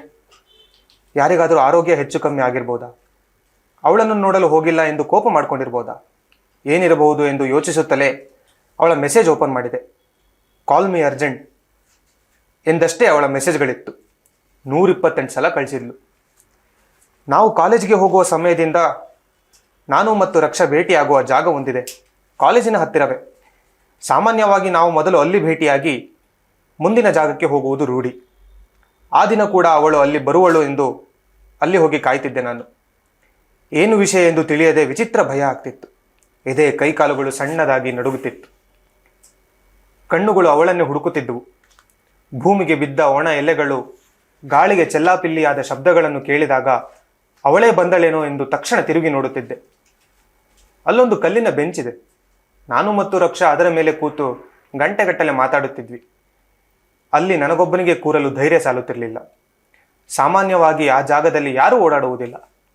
ಆದರೆ ಯಾವತ್ತೂ ಅದು ಖಾಲಿ ಅನಿಸುತ್ತಿರಲಿಲ್ಲ. ಅವತ್ತು ಅದು ಯಾಕೋ ತುಂಬ ಖಾಲಿ ಜಾಗದಂತೆ ಕಾಣುತ್ತಿತ್ತು. ತುಂಬ ಹೊತ್ತು ಕಳೆದಂತೆ ಭಾಸವಾಗಿ ಗಡಿಯಾರ ನೋಡಿದರೆ ಬರೀ 15 ನಿಮಿಷಗಳಾಗಿತ್ತು. ಮತ್ತೆ ಮತ್ತೆ ಅವಳಿಗೆ ಕರೆ ಮಾಡುತ್ತಿದ್ದೆ. ನಾಟ್ ರೀಚಬಲ್ ಅಂತ ಮತ್ತೆ ಮತ್ತೆ ಹೇಳುತ್ತಿತ್ತು. ಇನ್ನು ಕಾದು ಪ್ರಯೋಜನವಿಲ್ಲ. ಅವಳ ಮನೆಗೆ ಹೋಗೋಣ ಅಂತ ಹೊರಡುವಾಗ ನನ್ನ ಫೋನ್ ರಿಂಗಣಿಸಿತು. ವೈಬ್ರೇಷನ್ ನನ್ನ ಎದೆಯಲ್ಲಾಯಿತು. ರಕ್ಷಾಳ ಧ್ವನಿ ಕೇಳಿತು. ನಾನು ಯಾವುದೇ ಪ್ರಶ್ನೆ ಕೇಳುವ ಮುನ್ನವೇ ಅವಳು ಬರ್ತಾ ಇದ್ದೀನಿ, ಅರ್ಧ ಗಂಟೆ ಆಗ್ಬೋದು ಎಂದಷ್ಟೇ ಹೇಳಿದಳು. ನಾನು ಈ ಕಡೆಯಿಂದ ಹೆಲೋ ಸರಿ ಎಂದು ಹೇಳುತ್ತಿದ್ದೆ. ಅಷ್ಟರಲ್ಲಿ ಫೋನ್ ಕಟ್ಟಾದ ಶಬ್ದ ಕೇಳಿತ್ತು. ಅವಳಿಗೆ ನನ್ನ ಮಾತು ಕೇಳಿತೋ ಇಲ್ಲವೋ ಗೊತ್ತಿಲ್ಲ. ನಾನು ಅವಳ ಮಾತುಗಳನ್ನು ಕೇಳಿದ್ದೆ ಎಂದು ಅವಳಿಗೆ ಗೊತ್ತಾಗಿದ್ದೇ ಸುಳ್ಳು. ಗಡಿಬಿಡಿಯಿಂದ ಮೇಲುಸಿರು ಬಿಡುತ್ತಾ ಓಡಿ ಬಂದಳು. ನನಗಿಷ್ಟವಾದ ನೀಲಿ ಬಣ್ಣದ ಸೀರೆ ಉಟ್ಟಿದ್ದಳು. ಬಂದು ನನ್ನನ್ನು ಕೈ ಹಿಡಿದು ಕರೆದುಕೊಂಡು ಹೋಗಿ ತನ್ನ ಪಕ್ಕದಲ್ಲಿ ಕೂರಿಸಿಕೊಂಡಳು. ನನ್ನ ಕೈಯನ್ನು ಅಪ್ಪಿಕೊಂಡು ಭುಜದ ಮೇಲೆ ತಲೆಯನ್ನಿಟ್ಟು ಹೊರಗಿ ಹೇಗಿತ್ತು ಟ್ರಿಪ್ ಎಂದು ಕೇಳಿದಳು. ನನಗೆ ಆಶ್ಚರ್ಯ. ಅಷ್ಟು ಸಲ ಕರೆ ಮಾಡಿ ಅರ್ಜೆಂಟ್ ಎಂದು ಹೇಳಿದವಳು ಇಷ್ಟೊಂದು ಖುಷಿಯಾಗಿ ನಾನು ಪ್ರತಿ ಬಾರಿ ಬೈಕ್ ಹತ್ತಿ ರೋಡ್ ಟ್ರಿಪ್ಗೆ ಹೋದಾಗ ಬಾಯಿಗೆ ಬಂದಂತೆ ಬೈಯುವ ರಕ್ಷಾ ಹೇಗಿತ್ತು ಟ್ರಿಪ್ ಎಂದು ಕೇಳುತ್ತಿರುವುದನ್ನು ನಂಬಲಾಗುತ್ತಿರಲಿಲ್ಲ. ಇದನ್ನು ಕೇಳಕ್ಕೆ ಅಂತ ಅಷ್ಟು ಸಲ ಕಾಲ್ ಮಾಡಿದ್ದ, ಒಂದು ರಾಶಿ ಮೆಸೇಜ್ ಕಳಿಸಿದ್ದ ಎಂದು ನಾನು ಸ್ವಲ್ಪ ಕೋಪದಿಂದ ಕೇಳಿದ್ದಕ್ಕೆ ಅವಳು ಹೌದು, ಯಾಕೆ ಮಾಡಬಾರ್ದಾ ಎಂದು ನಗುತ್ತಾ ಹೇಳುವಾಗ ನನಗೆ ಅವಳು ಪುಟ್ಟ ಮಗುವಿನ ಹಾಗೆ ಕಂಡಳು. ತುಂಬ ನೆನಪಾಗ್ತಿದ್ದೆ. ಮಿಸ್ ಮಾಡ್ಕೊಳ್ತಿದ್ದೆ ನಿನ್ನ, ಅದಕ್ಕೆ ಕಾಲ್ ಮಾಡಿದ್ದು. ಏನು ತಪ್ಪು ಎಂದು ಗದರಿದಾಗ ನಾನು ಸುಮ್ಮನೆ ಇರುವುದೊಂದೇ ದಾರಿಯಾಗಿತ್ತು. ಇದೇನು ನಾನು ಹೋದ ಮೊದಲ ರೋಡ್ ಟ್ರಿಪ್ ಆಗಿರಲಿಲ್ಲ. ಈ ಹಿಂದೆ ಒಂದು ಸಲ ಬೈಕ್ನಲ್ಲಿ K2K ಅಂದರೆ Kanyakumari to Kashmir trip plan ಮಾಡಿದಾಗ ಅವಳ ಜೊತೆ ಯುದ್ಧವೇ ಆಗಿತ್ತು. ಅವಳಿಗೆ ನಾನು ಬೈಕ್ನಲ್ಲಿ ಸುತ್ತುವುದು, ಹೇಳದೆ ಕೇಳದೆ ಎಲ್ಲಿಗೂ ಹೋಗುವುದು, ಯಾವುದಕ್ಕೂ ಯಾರಿಗೂ ಕೇರ್ ಮಾಡದೆ ಮನಸ್ಸಿಗೆ ಬಂದಂತೆ ನಡೆದುಕೊಳ್ಳುವುದು ಯಾವುದೂ ಹಿಡಿಸುವುದಿಲ್ಲ. ಅದನ್ನೆಲ್ಲ ನಾನು ಗಮನದಲ್ಲಿಟ್ಟುಕೊಂಡು ಈ ಬಾರಿಯ ಟ್ರಿಪ್ ಕತೆ ಹೇಳಲು ಶುರು ಮಾಡಿದೆ. ಅರುಣಾಚಲ ಪ್ರದೇಶದ ಬಳಿ ಇರುವ ತವಾಂಗ್ ಎಂಬ ಜಾಗಕ್ಕೆ ಹೋಗಿದ್ದು, ಅಲ್ಲಿಯ ಒಂದು ಮನೋಹರ ವಾತಾವರಣ, ಹೊಸತಾಗಿ ಆದ ಪರಿಚಯಗಳು ಮತ್ತು ಅಲ್ಲಿ ಇರುವ ಸೈನಿಕರ ಕಥೆಗಳನ್ನು ಕೇಳಿ ಬಂದಿರುವ ಸಂಗತಿಗಳನ್ನಷ್ಟೇ ಹೇಳಿದೆ. ದಾರಿ ಮಧ್ಯದಲ್ಲಿ ನನ್ನ ಗಾಡಿಯ ಚೈನ್ ಕಟ್ಟಾಗಿದ್ದು, ಒಂದು ರಾತ್ರಿ ರಸ್ತೆ ಬದಿಯಲ್ಲಿ ಟೆಂಟ್ ಹಾಕಿ ಮಲಗಿದ್ದು, ನಮ್ಮ ಕಣ್ಮುಂದೆಯೇ ಭೂಕುಸಿತವಾಗಿದ್ದು, ನನ್ನ ಫ್ರೆಂಡ್ ಗಾಡಿ ಆಕ್ಸಿಡೆಂಟ್ ಆಗಿದ್ದು ಯಾವುದನ್ನು ಅವಳಿಗೆ ಹೇಳದೆ ತುಂಬ ಎಚ್ಚರ ವಹಿಸಿದೆ. ಅವಳು ತುಂಬ ಸಮಾಧಾನವಾಗಿ ಯಾವಾಗಲೂ ಕೇಳುವ ಹಾಗೆ ಮಧ್ಯೆ ಮಧ್ಯೆ 100 ಪ್ರಶ್ನೆಗಳನ್ನು ಕೇಳಲಿಲ್ಲ. ಮೌನವಾಗಿ ನನ್ನ ಮಾತುಗಳನ್ನು ಕೇಳುತ್ತಿದ್ದಳು. ಖುಷಿಯಿಂದ ಇದ್ದಳು. ಅವಳ ನೂತನ ನಡವಳಿಕೆ, ಗಾಂಭೀರ್ಯತೆ, ಹೊಸ ರೀತಿಯ ಮೌನ ಅವಳ ಮಾಮೂಲಿ ವರ್ತನೆಗಳಾಗಿರಲಿಲ್ಲ. ನನಗೆ ಅದೆಲ್ಲವೂ ವಿಚಿತ್ರ ಅನುಭವ ನೀಡುತ್ತಿತ್ತು. ಅದನ್ನು ಗಮನಿಸಿ ಇದ್ದಕ್ಕಿದ್ದಂತೆ ನಾನು ಏನು ವಿಷಯ ಹೇಳು ಎಂದು ಕೇಳಿದ್ದಕ್ಕೆ ಅವಳು ಸ್ವಲ್ಪ ತಡವಡಿಸಲಾರಂಭಿಸಿದಳು. ಮುಖದಲ್ಲಿದ್ದ ನಗು ಕಡಿಮೆಯಾಯಿತು. ನೀನು ನನಗೋಸ್ಕರ ಒಂದು ಕೆಲಸ ಮಾಡ್ತೀಯಾ ಎಂದು ಕೇಳಿದಳು. ನಾನು ಖುಷಿಯಿಂದ ಏನು ಮಾಡಬೇಕು ಹೇಳು, ನನ್ನಿಂದ ಆಗೋದಾದರೆ ಖಂಡಿತ ಮಾಡ್ತೀನಿ ಎಂದು ಹೇಳಿದೆ. ಹಾಗಲ್ಲ ಕಿಶೋರ್, ಮನೆಯಲ್ಲಿ ನನ್ನ ಮದುವೆ ವಿಷಯ ಬರ್ತಾ ಇದೆ. ಇಷ್ಟು ದಿನ ಹೇಗೋ ಅದು ಇದು ಓದಬೇಕು, ಕೆಲಸ ಮಾಡಬೇಕು ಅಂತ ಕಾರಣ ಕೊಟ್ಟು ಮುಂದೆ ಹಾಕುತ್ತಾ ಬಂದೆ. ಆದರೆ ಇನ್ನೂ ಅದನ್ನು ಮಾಡುವುದು ಕಷ್ಟ. ಪದೇ ಪದೇ ಕೇಳ್ತಿದ್ದಾರೆ, ನೀನು 26ನೇ ವಯಸ್ಸಿಗೆ ಇಷ್ಟು ಬೇಗ ಮದುವೆ ಬೇಡ ಅಂತ ಹೇಳ್ತೀಯ. ಆದರೆ ಹುಡುಗಿಯ ಮನೆಯಲ್ಲಿ ವಯಸ್ಸು 26 ಅಂದರೆಲ್ಲ ತುಂಬ ಲೇಟ್ ಆಯಿತು ಅಂತ ಒತ್ತಡ ಹಾಕ್ತಾರೆ. ನನ್ನ ಮನೆಯಲ್ಲಿ ನಿನ್ನ ಬಗ್ಗೆ ಒಳ್ಳೆಯ ಅಭಿಪ್ರಾಯವೂ ಇಲ್ಲ. ನಿನ್ನನ್ನು ಕಾಲೇಜ್ ದಿನಗಳಿಂದ ನೋಡಿದರೆ ನೀನು ಯಾವುದರಲ್ಲೂ ಗಂಭೀರವಾದ ನಿರ್ಧಾರ ಮಾಡಲ್ಲ, ಸುಮ್ಮನೆ ಜೀವನ ಹಾಳು ಮಾಡುತ್ತಿದ್ದೀಯಾ ಎಂಬ ಆಲೋಚನೆ ಅವರಿಗೆ. ಅದಕ್ಕೆ ಅವರ ಸಮಾಧಾನಕ್ಕೆ ನನಗೋಸ್ಕರ ಒಂದು ಕೆಲಸ ಹುಡುಕಿಕೊಂಡರೆ ಮನೆಯಲ್ಲಿ ನಿನ್ನ ವಿಷಯ ಹೇಳಲು ನನಗೂ ಒಂದು ಧೈರ್ಯ ಇರುತ್ತೆ. ನಿನ್ನ ಹತ್ತಿರ ಇದನ್ನೆಲ್ಲ ಹೇಗೆ ಹೇಳುವುದು ಎಂದು ಚಿಂತೆಯಾಗಿತ್ತು. ನೀನು ಮತ್ತೆ ಕೋಪ ಮಾಡಿಕೊಂಡು ನನ್ನಿಂದ ಇನ್ನೊಂದು ವಾರ 15 ದಿನ ಮಾತು ಬಿಟ್ಟು ದೂರವಾದರೆ ಅಂತ ಭಯ ಆಗ್ತಿತ್ತು. ಅವಳ ಮಾತುಗಳು ನನಗೆ ಕೋಪ ತರಿಸಿತ್ತು. ನಾನು ಸಾಮಾನ್ಯವಾಗಿ ಯಾರ ಮಾತು ಕೇಳುವವನಲ್ಲ, ಮನಸ್ಸಿಗೆ ಸರಿ ಅನಿಸಿದ್ದನ್ನು ಮಾಡುವವನು. ನಾವು ಎಷ್ಟು ದಿನ ಬದುಕಿರುತ್ತೇವೆ ಅಂತ ಗೊತ್ತಿಲ್ಲ, ಆದರೆ ಬದುಕಿರುವವರೆಗೆ ಖುಷಿಯಾಗಿರಬೇಕು ಅನ್ನುವುದು ನನ್ನ ಆದರ್ಶ. ಇದು ಅವಳಿಗೂ ಗೊತ್ತಿರೋ ವಿಷಯ. ಅವಳು ನನ್ನ ಬಳಿ ಬಂದು ತನ್ನ ಪ್ರೀತಿಯನ್ನು ಹೇಳಿದಾಗ ಅವಳಿಗೆ ನಾನು ಹೇಳಿದ ಮೊದಲ ವಿಷಯವೇ ಅದಾಗಿತ್ತು. ನನಗೆ ಆರ್ಜೆ ಆಗಬೇಕೆಂಬ ಆಸೆ. ನಾನು ಯಾವುದಕ್ಕೂ ಕೇರ್ ಮಾಡುವ ವ್ಯಕ್ತಿ ಅಲ್ಲ, ನನಗನಿಸಿದ್ದು ಮಾತ್ರ ಮಾಡುವವನು. ಆಗ ಅವಳಿಗೆ ನನ್ನಲ್ಲಿ ಇಷ್ಟವಾದ ಗುಣವೇ ಅದಾಗಿತ್ತು. ನಾನು ತುಂಬ ಪೊಸೆಸಿವ್ ಕೂಡ. ಯಾವುದಾದರೂ ನನ್ನದು ಎಂದೆನಿಸಿದರೆ ಅದು ನನ್ನದು ಮಾತ್ರ. ಕೆಲವೊಂದು ವಿಷಯಗಳಿಗೆ ಕೋಪವು ತುಂಬ ಬೇಗ ಬರುತ್ತಿತ್ತು. ಹಾಗೆಲ್ಲ ನಾನು ಹೇಗೆ ಪ್ರತಿಕ್ರಿಯಿಸುತ್ತಿದ್ದೆ ಎಂದು ನನಗೆ ತಿಳಿಯುತ್ತಿರಲಿಲ್ಲ. ಒಂದು ಬಾರಿ ನಾನು ಮತ್ತೆ ರಕ್ಷಾ ಸಿನಿಮಾಗೆ ಹೋದಾಗ ಯಾರೋ ಒಬ್ಬ ಅವಳ ಫೋಟೋ ತೆಗೆದ ಹಾಗೆ ಕಂಡು ಸೀದಾ ಹೋಗಿ ವಿಚಾರಿಸಿದ್ದೆ. ಫೋಟೋ ಯಾಕೆ ತೆಗೆದಿದ್ದು, ಡಿಲೀಟ್ ಮಾಡು ಅಂತ ಹೇಳಿದಾಗ ಅವನು, ಅವಳೇನು ಸನ್ನಿ ಲಿಯೋನ್ ಅನ್ಕೊಂಡಿದ್ಯಾ ಅವಳ ಫೋಟೋ ತೆಗೆಯೋಕೆ, ಸುಮ್ಮನೆ ಹೋಗು ಎಂದು ಹೇಳಿದ. ನನಗೆ ಅವನ ಮಾತುಗಳಿಂದ ಬಂದ ಕೋಪಕ್ಕೆ ಅದು ಸಾರ್ವಜನಿಕರ ಸ್ಥಳ ಎಂದು ಕೂಡ ಲೆಕ್ಕಿಸದೆ ಅವನಿಗೆ ಹಿಗ್ಗಾಮುಗ್ಗಾ ಹೊಡೆದು ಪೊಲೀಸ್ ಸ್ಟೇಷನ್ಗೆ ಹೋಗಿ ಬಂದಿದ್ದೆ. ಈ ರೀತಿಯ ಘಟನೆಗಳು ಸಾಕಷ್ಟಿತ್ತು. ಅದೆಲ್ಲ ಅವಳಿಗೆ ಆಗ ಖುಷಿ ಆಗ್ತಿತ್ತು. ನನ್ನನ್ನು ಸಿಕ್ಕಾಪಟ್ಟೆ ಪ್ರೀತಿ ಮಾಡುವ ಹುಡುಗ ಸಿಕ್ಕಿದ್ದಾನೆ, ನಾನು ತುಂಬ ಲಕ್ಕಿ ಅಂತೆಲ್ಲ ಅವಳ ಫ್ರೆಂಡ್ಸ್ ಅಷ್ಟೇ ಅಲ್ಲ, ನನ್ನ ಫ್ರೆಂಡ್ಸ್ ಹತ್ತಿರ ಕೂಡ ಹೇಳಿದ್ದಳು. ಆದರೆ ಇತ್ತೀಚೆಗೆ ಅವಳಲ್ಲಿ ಬದಲಾವಣೆ ಕಾಣುತ್ತಿತ್ತು. ನನಗೆ ಕೋಪ ಕಮ್ಮಿ ಮಾಡಿಕೊಳ್ಳಲು ಹೇಳುತ್ತಿದ್ದಳು. ಜೀವನದ ಬಗ್ಗೆ ಗಂಭೀರವಾಗಿ ಯೋಚನೆ ಮಾಡಲು ಹೇಳುತ್ತಿದ್ದಳು. ಕಳೆದ ಬಾರಿ ಒಂದು ಸಲ ಅವಳು ಇದೇ ವಿಷಯ ಎತ್ತಿದಾಗ ನನಗೂ ಸಿಟ್ಟು ನೆತ್ತಿಗೇರಿತ್ತು. ನಮ್ಮಿಬ್ಬರ ಮಾತುಕತೆ ಜಗಳವಾಗಿ ಅತಿರೇಕಕ್ಕೆ ತಲುಪಿ ಒಂದು 10 ದಿನಗಳ ಕಾಲ ನಾನು ಅವಳ ಬಳಿ ಮಾತನಾಡಿರಲಿಲ್ಲ. ಕೊನೆಗೂ ಅವಳೇ ಬಂದು ಮಾತನಾಡಿಸಿದ್ದು. ನನಗೆ ಅಷ್ಟು ಹಠ. ನಾನು ಅವಳಿಗೆ ಅರ್ಥ ಮಾಡಿಸಲು ತುಂಬ ಪ್ರಯತ್ನ ಮಾಡುತ್ತಿರಲಿಲ್ಲ. ಒಂದೇ ಒಂದು ಮಾತು ಹೇಳುತ್ತಿದ್ದೆ, ಬದುಕಲು ಏನೋ ಒಂದು ಮಾಡಬಹುದು, ನಾನು ಏನೋ ಒಂದು ಮಾಡೇ ಮಾಡ್ತೀನಿ ಅಂತ. ಅದನ್ನೇ ಮತ್ತೊಮ್ಮೆ ಹೇಳಿದೆ, ನಿಮ್ಮ ಮನೆಯವರ ಸಂತೋಷಕ್ಕೆ ಸಮಾಧಾನಕ್ಕೆ ನಾನು ಇಷ್ಟು ದಿನ ಬದುಕಿರುವ ರೀತಿ ಬದಲಾಯಿಸಲ್ಲ. ನಮ್ಮ ಮನೆಯಲ್ಲಿ 1000 ಹೇಳಿದಾಗಲೇ ಕಿವಿಗೆ ಹಾಕಿಕೊಳ್ಳದವನು ನಾನು, ಇನ್ನು ನಿಮ್ಮ ಮನೆಯವರು ಹೇಳಿದ್ದಾರೆ ಅಂತ ಯಾವುದೋ ಜಾಬ್ ಮಾಡಿ ದಿನವಿಡೀ ದುಡಿದು ವೀಕೆಂಡ್ ಬಂದ ಕೂಡಲೇ ಅಮೆಜಾನ್ ಪ್ರೈಮ್ ಅಥವಾ ನೆಟ್ಫ್ಲಿಕ್ಸ್ ನೋಡಿಕೊಂಡು ಕೂರುವ ಜಾಯಮಾನದವನು ನಾನಲ್ಲ. ನಾನು ಇರುವುದೇ ಹೀಗೆ. ಅದು ನಿನಗೂ ಗೊತ್ತಿದೆ. ನಿನಗೆ ನನ್ನ ಜೊತೆ ಇರುವುದು ಕಷ್ಟ ಎಂದು ಅನಿಸಿದರೆ ಖಂಡಿತ ನೀನು ನಿನ್ನ ದಾರಿ ಹಿಡಿಯಬಹುದು. ನಾನು ತಡೆಯುವುದಿಲ್ಲ. ನೀನು ನಿನಗೆ ಬೇಕಾದ ರೀತಿಯಲ್ಲಿ ಬೇಕಾದವರ ಜೊತೆ ಬದುಕಬಹುದು ಎಂದು ಕಟುವಾಗಿ ಹೇಳಿಬಿಟ್ಟೆ. ಅವಳು ಕಣ್ಣಿಗೆ ಹಚ್ಚಿದ ಕಾಡಿಗೆಯ ಬಣ್ಣವು ಅವಳ ಕಣ್ಣೀರಿನಲ್ಲಿ ಒದ್ದೆಯಾಗುತ್ತಿತ್ತು. ಒಂದು ದೀರ್ಘ ಉಸಿರನ್ನು ತೆಗೆದುಕೊಳ್ಳುತ್ತಾ, ಸರಿ, ಹಾಗಿದ್ದರೆ ನಾನು ಯಾವತ್ತೂ ನಿನಗೆ ಸಿಗಲ್ಲ. ಇದು ನಿನ್ನ ಕೊನೆಯ ಭೇಟಿ. ನನಗೂ ನನ್ನ ಮನೆಯವರೇ ಮುಖ್ಯ. ಜೀವನದಲ್ಲಿ ಒಂದು ಕ್ಲಾರಿಟಿ ಇಲ್ಲದವನ ಜೊತೆ ನಂಬಿಕೊಂಡು ಬಾಳುವುದು ಕಷ್ಟ. ನಾನು ಹೋಗ್ತೀನಿ ಎಂದು ಹೇಳಿ ನನ್ನ ಕಡೆ ತಿರುಗಿ ಕೂಡ ನೋಡದೆ ಹೊರಟಳು. ನಾನು ಅವಳನ್ನು ತಡೆಯಲಿಲ್ಲ. ಮರುಕ್ಷಣದಿಂದ ನಾನು ಅವಳನ್ನು ಮರೆಯಲು ಶುರು ಮಾಡಿದ್ದೆ. ಅವಳಿಗೆ ಒಂದೇ ಒಂದು ಕಾಲ್ ಕೂಡ ಮಾಡಲಿಲ್ಲ, ಮೆಸೇಜ್ ಮಾಡಲಿಲ್ಲ. ಅವಳ ನೆನಪುಗಳು ಆಗಾಗ ಕಾಡುತ್ತಿತ್ತು. ಅವಳ ಮೆಸೇಜ್ಗಳು ನೆನಪಾಗುತ್ತಿತ್ತು. ಅವಳ ಮುದ್ದು ಮುಖ ಕಣ್ಣು ಮುಂದೆ ಬರುತ್ತಿತ್ತು. ಅವಳು ನನಗಾಗಿ ಕೂಡಿಸಿದ್ದ ಟೀ ಶರ್ಟ್ಗಳು ಕಪಾಟಿನ ಬಾಗಿಲು ತೆಗೆದಾಗ ಕಾಣುತ್ತಿತ್ತು. ಜೊತೆಗೆ ತೆಗೆದ ಸೆಲ್ಫಿಗಳು, ಓಡಾಡಿದ ಜಾಗಗಳು ಎಲ್ಲವೂ ನನ್ನನ್ನು ಇದ್ದಕ್ಕಿದ್ದಂತೆ ಬೇರೊಂದು ಲೋಕಕ್ಕೆ ಕರೆದೊಯ್ಯುತ್ತಿತ್ತು. ಆಗೆಲ್ಲ ಮನಸ್ಸಿಗೆ ಸಣ್ಣ ನೋವಾಗುತ್ತಿತ್ತು. ರಕ್ಷಾ ಯಾವತ್ತೂ ನನ್ನ ಪ್ರೀತಿ ಮಾಡಲೇ ಇಲ್ಲವೇ? ಅವಳು ಅಂದುಕೊಂಡ ಹಾಗೆ ನಾನು ಬದುಕುತ್ತೇನೆ, ಅವಳು ನನ್ನ ಬದಲಾವಣೆಗೆ ಕಾರಣವಾಗುತ್ತಾಳೆಂಬ ನಿರೀಕ್ಷೆಯಲ್ಲಿ ನನ್ನ ಜೊತೆ ಇದ್ಲ. ನಿಜವಾಗ್ಲೂ ಪ್ರೀತಿಸಿದ್ರೆ ಯಾಕೆ ಇನ್ನೂ ಕಾಲ್ ಅಥವಾ ಮೆಸೇಜ್ ಮಾಡಿಲ್ಲ? ಅಷ್ಟು ಬೇಗ ಮರೆತು ಬಿಡಬಹುದಾ? ಈ ರೀತಿಯ ಗೊಂದಲಗಳ ನಡುವೆ ಕೆಲವು ದಿನಗಳೇ ಕಳೆಯುತ್ತಿತ್ತು. ಆ ಸಮಯದಲ್ಲಿ ಯಾವ ಕೆಲಸದಲ್ಲೂ ಆಸಕ್ತಿ ಬರುತ್ತಿರಲಿಲ್ಲ. ಸುಮ್ಮನೆ ನನ್ನ ರೂಮಿನಲ್ಲಿ ಕುಳಿತು ಬಿಡುತ್ತಿದ್ದೆ. ಅವಳನ್ನು ಮರೆಯುವ ಸಾಹಸದಲ್ಲಿ ನಾನು ನನ್ನನ್ನೇ ಮರೆಯುವ ಸ್ಥಿತಿ ತಲುಪಿದ್ದೆ. ಮತ್ತೊಮ್ಮೆ ನನಗೆ ನಾನು ನೆನಪಾಗಬೇಕಿತ್ತು. ಅದೇ ಸಮಯಕ್ಕೆ ಸರಿಯಾಗಿ ನನ್ನ ಕನಸಿನ RJ ಕೆಲಸ ಕನ್ಫರ್ಮ್ ಆಗಿತ್ತು. ಜೀವನಕ್ಕೆ ಒಂದು ದಾರಿ ತಾನಾಗಿಯೇ ಒದಗಿ ಬಂದಿತ್ತು. ನನ್ನ ಕನಸು, ನನ್ನ ಕೆಲಸ ರಕ್ಷಾಳನ್ನು ಮರೆಯಲು ಸಾಧಕವಾಯಿತು. ಸಾವಿರಾರು ಜನಗಳ ಜೊತೆ ಮಾತನಾಡುತ್ತಾ, ಅವರ ಕಥೆಗಳನ್ನು ಕೇಳುತ್ತಾ, ಅದೆಷ್ಟೋ ಕಾರ್ಯಕ್ರಮಗಳ ನಿರೂಪಣೆ ಮಾಡುತ್ತಾ ನಾನು ಖುಷಿಯಾಗಿದ್ದೆ. ರಕ್ಷಾಳ ನೆನಪು ಕೂಡ ಕಾಡಲಿಲ್ಲ. ಆರ್ಜೆ ಕೆಲಸಕ್ಕಾಗಿ ಬೇರೆ ಹೆಸರಿನಲ್ಲಿ ಕಾರ್ಯಕ್ರಮ ನಡೆಸುತ್ತಿದ್ದೆ. ಕಿಶೋರ್ ಆಗಿದ್ದ ನಾನು ಆರ್ಜೆ ಪ್ರಿನ್ಸ್ ಆಗಿ ಬದಲಾದೆ. ಮನೆ ಬದಲಾಯಿಸಿದೆ. ಹಳೆ ಬಟ್ಟೆಗಳೆಲ್ಲ ಯಾವುದೋ ಮೂಲೆ ಸೇರಿದ್ದವು. ಹೊಸ ಮೊಬೈಲ್ ತಗೊಂಡು ಸಿಮ್ ಬದಲಾಯಿಸಿದೆ.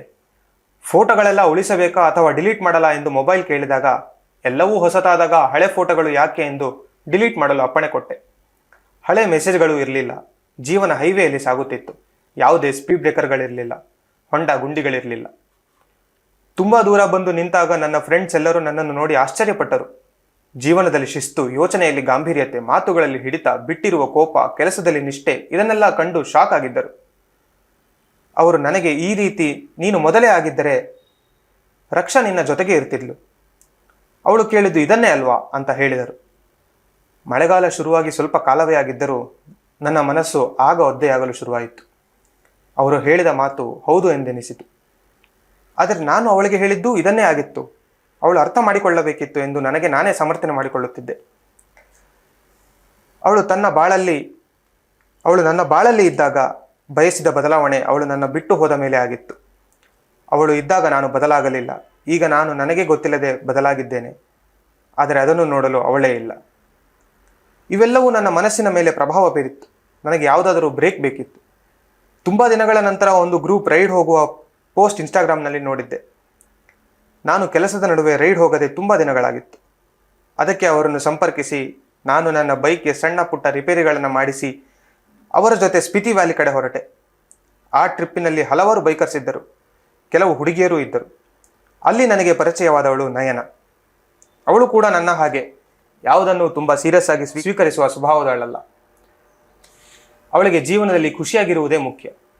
ಕೆಲವು ವರ್ಷಗಳ ಹಳೆಯ ನನ್ನನ್ನು ನೋಡಿದ ಹಾಗೆ ಅನಿಸುತ್ತಿತ್ತು. ಅವಳನ್ನು ನೋಡಿದಾಗ ನನ್ನ ಮತ್ತು ಅವಳ ಮಧ್ಯೆ ತುಂಬ ಬೇಗ ಆತ್ಮೀಯತೆ ಬೆಳೆಯಿತು. ಟ್ರಿಪ್ ಮುಗಿಸಿ ವಾಪಸ್ ಬಂದ ಮೇಲೂ ನಾವು ವೀಕೆಂಡ್ಗಳಲ್ಲಿ ಕೆಲಸಗಳ ಮಧ್ಯದಲ್ಲಿ ಆಗಾಗ ಸಿಗುತ್ತಿದ್ವಿ. ಅವಳು ಆರ್ಟಿಸ್ಟ್. ತುಂಬ ಸುಂದರವಾದ ಚಿತ್ರಗಳನ್ನು ಬಿಡಿಸುತ್ತಿದ್ದಳು.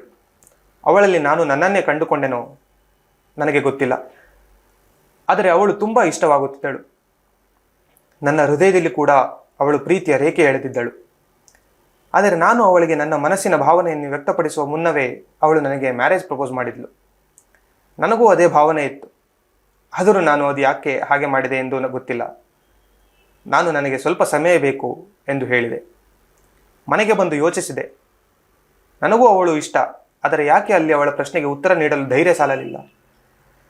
ಸ್ವಲ್ಪ ಗಂಟೆಗಳ ಬಳಿಕ ಧೈರ್ಯ ಮಾಡಿ ನಾನೇ ಅವಳಿಗೆ ಕರೆ ಮಾಡಿ ಒಪ್ಪಿಗೆ ಇದೆ ಎಂದು ಹೇಳಿದೆ. ಅವಳು ಖುಷಿಯಿಂದ ಕುಣಿದಾಡಿದ್ದಳು. ನನಗೂ ಅಷ್ಟೇ ಸಂತೋಷವಾಯಿತು. ನಾನು ನಯನಾಳ ಬಳಿ ಪ್ರಾಮಾಣಿಕವಾಗಿಯೇ ಇದ್ದರೂ ಬಹುಶಃ ನಾನು ರಕ್ಷಾಳನ್ನು ಮರೆಯುವ ಪ್ರಯತ್ನದಲ್ಲಿದ್ದ ಕಾರಣಕ್ಕಾಗಿಯೋ ಅಥವಾ ಏನೋ ನನಗೆ ಗೊತ್ತಿಲ್ಲ. ಆದರೆ ಅವಳ ವಿಷಯವನ್ನು ನಯನಾಳಿಗೆ ಹೇಳುವ ಯೋಚನೆ ಕೂಡ ಮಾಡಲಿಲ್ಲ. ಒಂದು ದಿನ ನಯನಾಳಿಗೆ ಕೇಳಿದ್ದೆ, ನೀನು ಮದುವೆಯಾಗುವ ಹುಡುಗ ನಿನ್ನ ಜೊತೆ ಸರಿಯಾಗಿ ಮಾತನಾಡದೆ ಅವನ ಪಾಡಿಗೆ ಅವನಿದ್ದರೆ ಏನನಿಸುತ್ತದೆ? ಅದಕ್ಕೆ ಅವಳು, ಅಂತಹ ವ್ಯಕ್ತಿ ಜೊತೆ ಸಂಸಾರ ಮಾಡುವುದಿರಲಿ, ಗೆಳೆತನ ಮಾಡುವುದು ಕೂಡ ಕಷ್ಟ. ಪ್ರೀತಿಯನ್ನು ವ್ಯಕ್ತಪಡಿಸದೇ ಇದ್ದರೆ ಅದು ಇದೆ ಎಂದು ನಮಗೆ ಕಾಣುವುದಿಲ್ಲ. ಯಾಕೆ ಈ ಪ್ರಶ್ನೆ ಎಂದು ಕೇಳಿದಳು. ಕಳೆದ ಸ್ವಲ್ಪ ದಿನಗಳಿಂದ ನನ್ನ ಕಾರ್ಯಕ್ರಮಕ್ಕೆ ಒಬ್ಬಳು ಕರೆ ಮಾಡಿ ಮಾತನಾಡುತ್ತಿದ್ದಾಳೆ. ಅವಳ ಕಥೆಯನ್ನು ಎಳೆ ಎಳೆಯಾಗಿ ಹೇಳುತ್ತಿದ್ದಾಳೆ. ಮದುವೆಯಾದ ಮೇಲೆ ಅವಳು ಒಂದು ಚೂರು ಸುಖದಲ್ಲಿಲ್ಲವಂತೆ.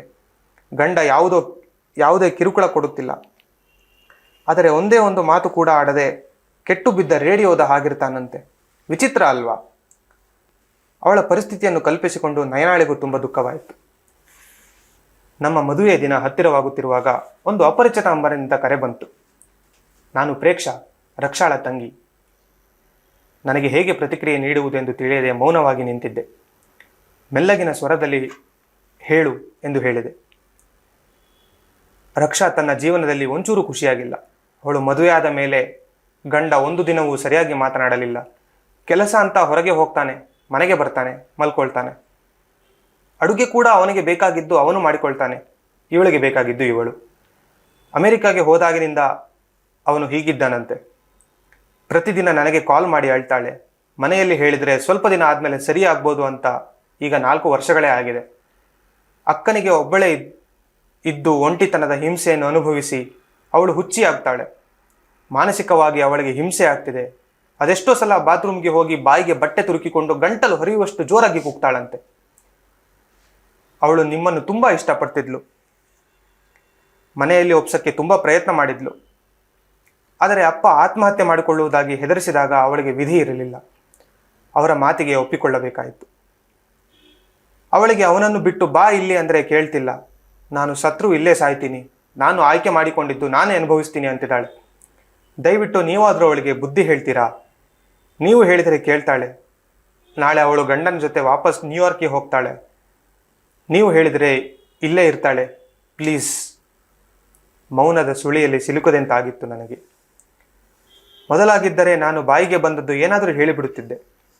ಆದರೆ ಈಗ ಯಾಕೋ ಪ್ರೇಕ್ಷಾಳ ಮಾತಿಗೆ ಏನು ಹೇಳಲಿ ಎಂದು ತಿಳಿಯದೆ ಸುಮ್ಮನಿದ್ದಾಗ ಆ ಕಡೆಯಿಂದ ಹೆಲೋ ಹೆಲೋ ಕೇಳ್ತಿದ್ಯಾ ಎಂಬ ಸ್ವರ ಕೇಳಿದಾಗ ಹಾಂ ಕೇಳ್ತಿದೆ, ನಾನು ಸ್ವಲ್ಪ ಬ್ಯುಸಿ ಇದ್ದೀನಿ, ಆಮೇಲೆ ಕಾಲ್ ಮಾಡ್ತೀನಿ ಅಂತ ಹೇಳಿ ಕಟ್ ಮಾಡಿದ್ದೆ. ಕಸದ ಬುಟ್ಟಿಯಲ್ಲಿದ್ದ ಕಸಗಳೆಲ್ಲ ರೂಮಿನ ತುಂಬ ಹರಡಿದಂತೆ ಯಾವುದೋ ಒಂದು ಮೂಲೆಯಲ್ಲಿ ಇದ್ದರೂ ಗೊತ್ತಾಗದಂತಿದ್ದ ರಕ್ಷಾಳ ನೆನಪುಗಳು ಮತ್ತೆ ಮನಸ್ಸಿನ ತುಂಬ ಹರಡಿತ್ತು.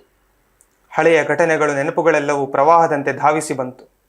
ನಾನು ಮಾತ್ರ ಮೌನವಾಗಿ ಕುಳಿತಿದ್ದೆ. ಮದುವೆಯ ನಂತರ ನಯನ ನಮ್ಮ ಮನೆಗೆ ಬರುತ್ತಾಳೆಂದು ನನ್ನ ಕಪಾಟನ್ನು ಜೋಡಿಸುವಾಗ ಹಳೆಯ ಟೀ ಶರ್ಟ್ಗಳೆಲ್ಲ ಮತ್ತೆ ಕೈಗೆ ಸಿಕ್ಕಿತು. ಪ್ರೇಕ್ಷಾ ಹೇಳಿದ ವಿಷಯಗಳು ತಲೆಯಲ್ಲಿ ಓಡುತ್ತಲೇ ಇತ್ತು. ನನಗೆ ಯಾಕೋ ಧೈರ್ಯ ಸಾಲುತ್ತಿರಲಿಲ್ಲ. ವಿಚಿತ್ರ ಗೊಂದಲಗಳು. ಇಷ್ಟು ದಿನ ಕಾಡದಿರುವ ನೆನಪುಗಳು ಕಾಡುತ್ತಿತ್ತು. ನೆನಪುಗಳು ಒಂಥರ ಇಷ್ಟವಾಗಿರೋ ಹಳೆ ಬಟ್ಟೆ ಇದ್ದ ಹಾಗೆ. ಇಟ್ಟುಕೊಂಡು ಯಾವ ಪ್ರಯೋಜನವೂ ಇಲ್ಲ, ಆದರೆ ಬಿಸಾಡಲು ಮನಸ್ಸು ಬರುವುದಿಲ್ಲ. ಮದುವೆಯ ಹಿಂದಿನ ದಿನ ನನ್ನ ಜನ್ಮದಿನ. ಎಷ್ಟು ಜನರಿಗೆ ಈ ಯೋಗ ಸಿಗಬಹುದು? ಮದುವೆ ಮತ್ತು ಜನ್ಮದಿನ ಒಟ್ಟೊಟ್ಟಿಗೆ. ನಯನ ನನಗಾಗಿ ಒಂದು ಸರ್ಪ್ರೈಸ್ ಅಂತ ಹನಿಮೂನ್ ಪ್ಯಾಕೇಜ್ ಬುಕ್ ಮಾಡಿದ್ಲು ನ್ಯೂಯಾರ್ಕ್ನಲ್ಲಿ. ನನ್ನ ಮುಖದಲ್ಲಿ ಸಂತೋಷದ ನಗುವಿನ ನಿರೀಕ್ಷೆಯಲ್ಲಿದ್ದ ನಯನ ಬದಲಾಗದ ನನ್ನ ಮುಖಭಾವವನ್ನು ಗಮನಿಸಿ ಇಷ್ಟ ಇಲ್ಲವೆಂದರೆ ಬೇಡ ಬಿಡು ಎಂದಳು. ಹಾಗೇನಿಲ್ಲ, ಇಷ್ಟವಾಯಿತು ಎಂದು ಹೇಳಿ ವೋಚರ್ ತೆಗೆದು ಹಾಸಿಗೆಯ ಮೇಲಿಟ್ಟೆ. ನಯನಾಳ ಜೊತೆ ಮಾತನಾಡಿ ಅವಳನ್ನು ಕಳುಹಿಸಿಕೊಟ್ಟ ಮೇಲೆ ರೂಮಿನ ಹಾಸಿಗೆಯ ಮೇಲೆ ಕುಳಿತೆ. ಒಂದು ಕೈಯಲ್ಲಿ ವೋಚರ್, ಮತ್ತೊಂದು ಕೈಯಲ್ಲಿ ಮದುವೆಯ ಆಮಂತ್ರಣ. ರಕ್ಷಾ ಕೊಟ್ಟ ಹಳೆ ಟೀ ಶರ್ಟ್ಗಳು ಕಣ್ಮುಂದೆ. ಮನದ ಮೂಲೆಯಲ್ಲೆಲ್ಲೋ ಕಾಡುತ್ತಿರುವ ರಕ್ಷಾ, ಅವಳ ಸ್ಥಿತಿ. ನಯನಾಳಿಗೆ ಹೇಳಿದರೆ ಇಷ್ಟು ದಿನ ಮುಚ್ಚಿಟ್ಟಿದ್ದಕ್ಕೆ ಅವಳ ದೃಷ್ಟಿಯಲ್ಲಿ ಮೋಸಗಾರನಾಗಬಹುದು. ಹೇಳದೇ ಇದ್ದರೆ ನ್ಯೂಯಾರ್ಕ್ಗೆ ಹೋದರೆ ನಯನ ಜೊತೆ ಇರುವಾಗ ರಕ್ಷಾಳ ನೆನಪು ಕಾಡುತ್ತದೆ. ನಯನಾಗೆ ಹನಿಮೂನ್ ಅಲ್ಲಿ ಬೇಡ ಅಂತ ಹೇಳಲ್ಲ, ಅಥವಾ ಸತ್ಯ ಹೇಳಲ್ಲ. ಇಲ್ಲ, ರಕ್ಷಾಳನ್ನು ಮರೆತು ನಯನ ಜೊತೆ ಹೋಗ್ಲಾ?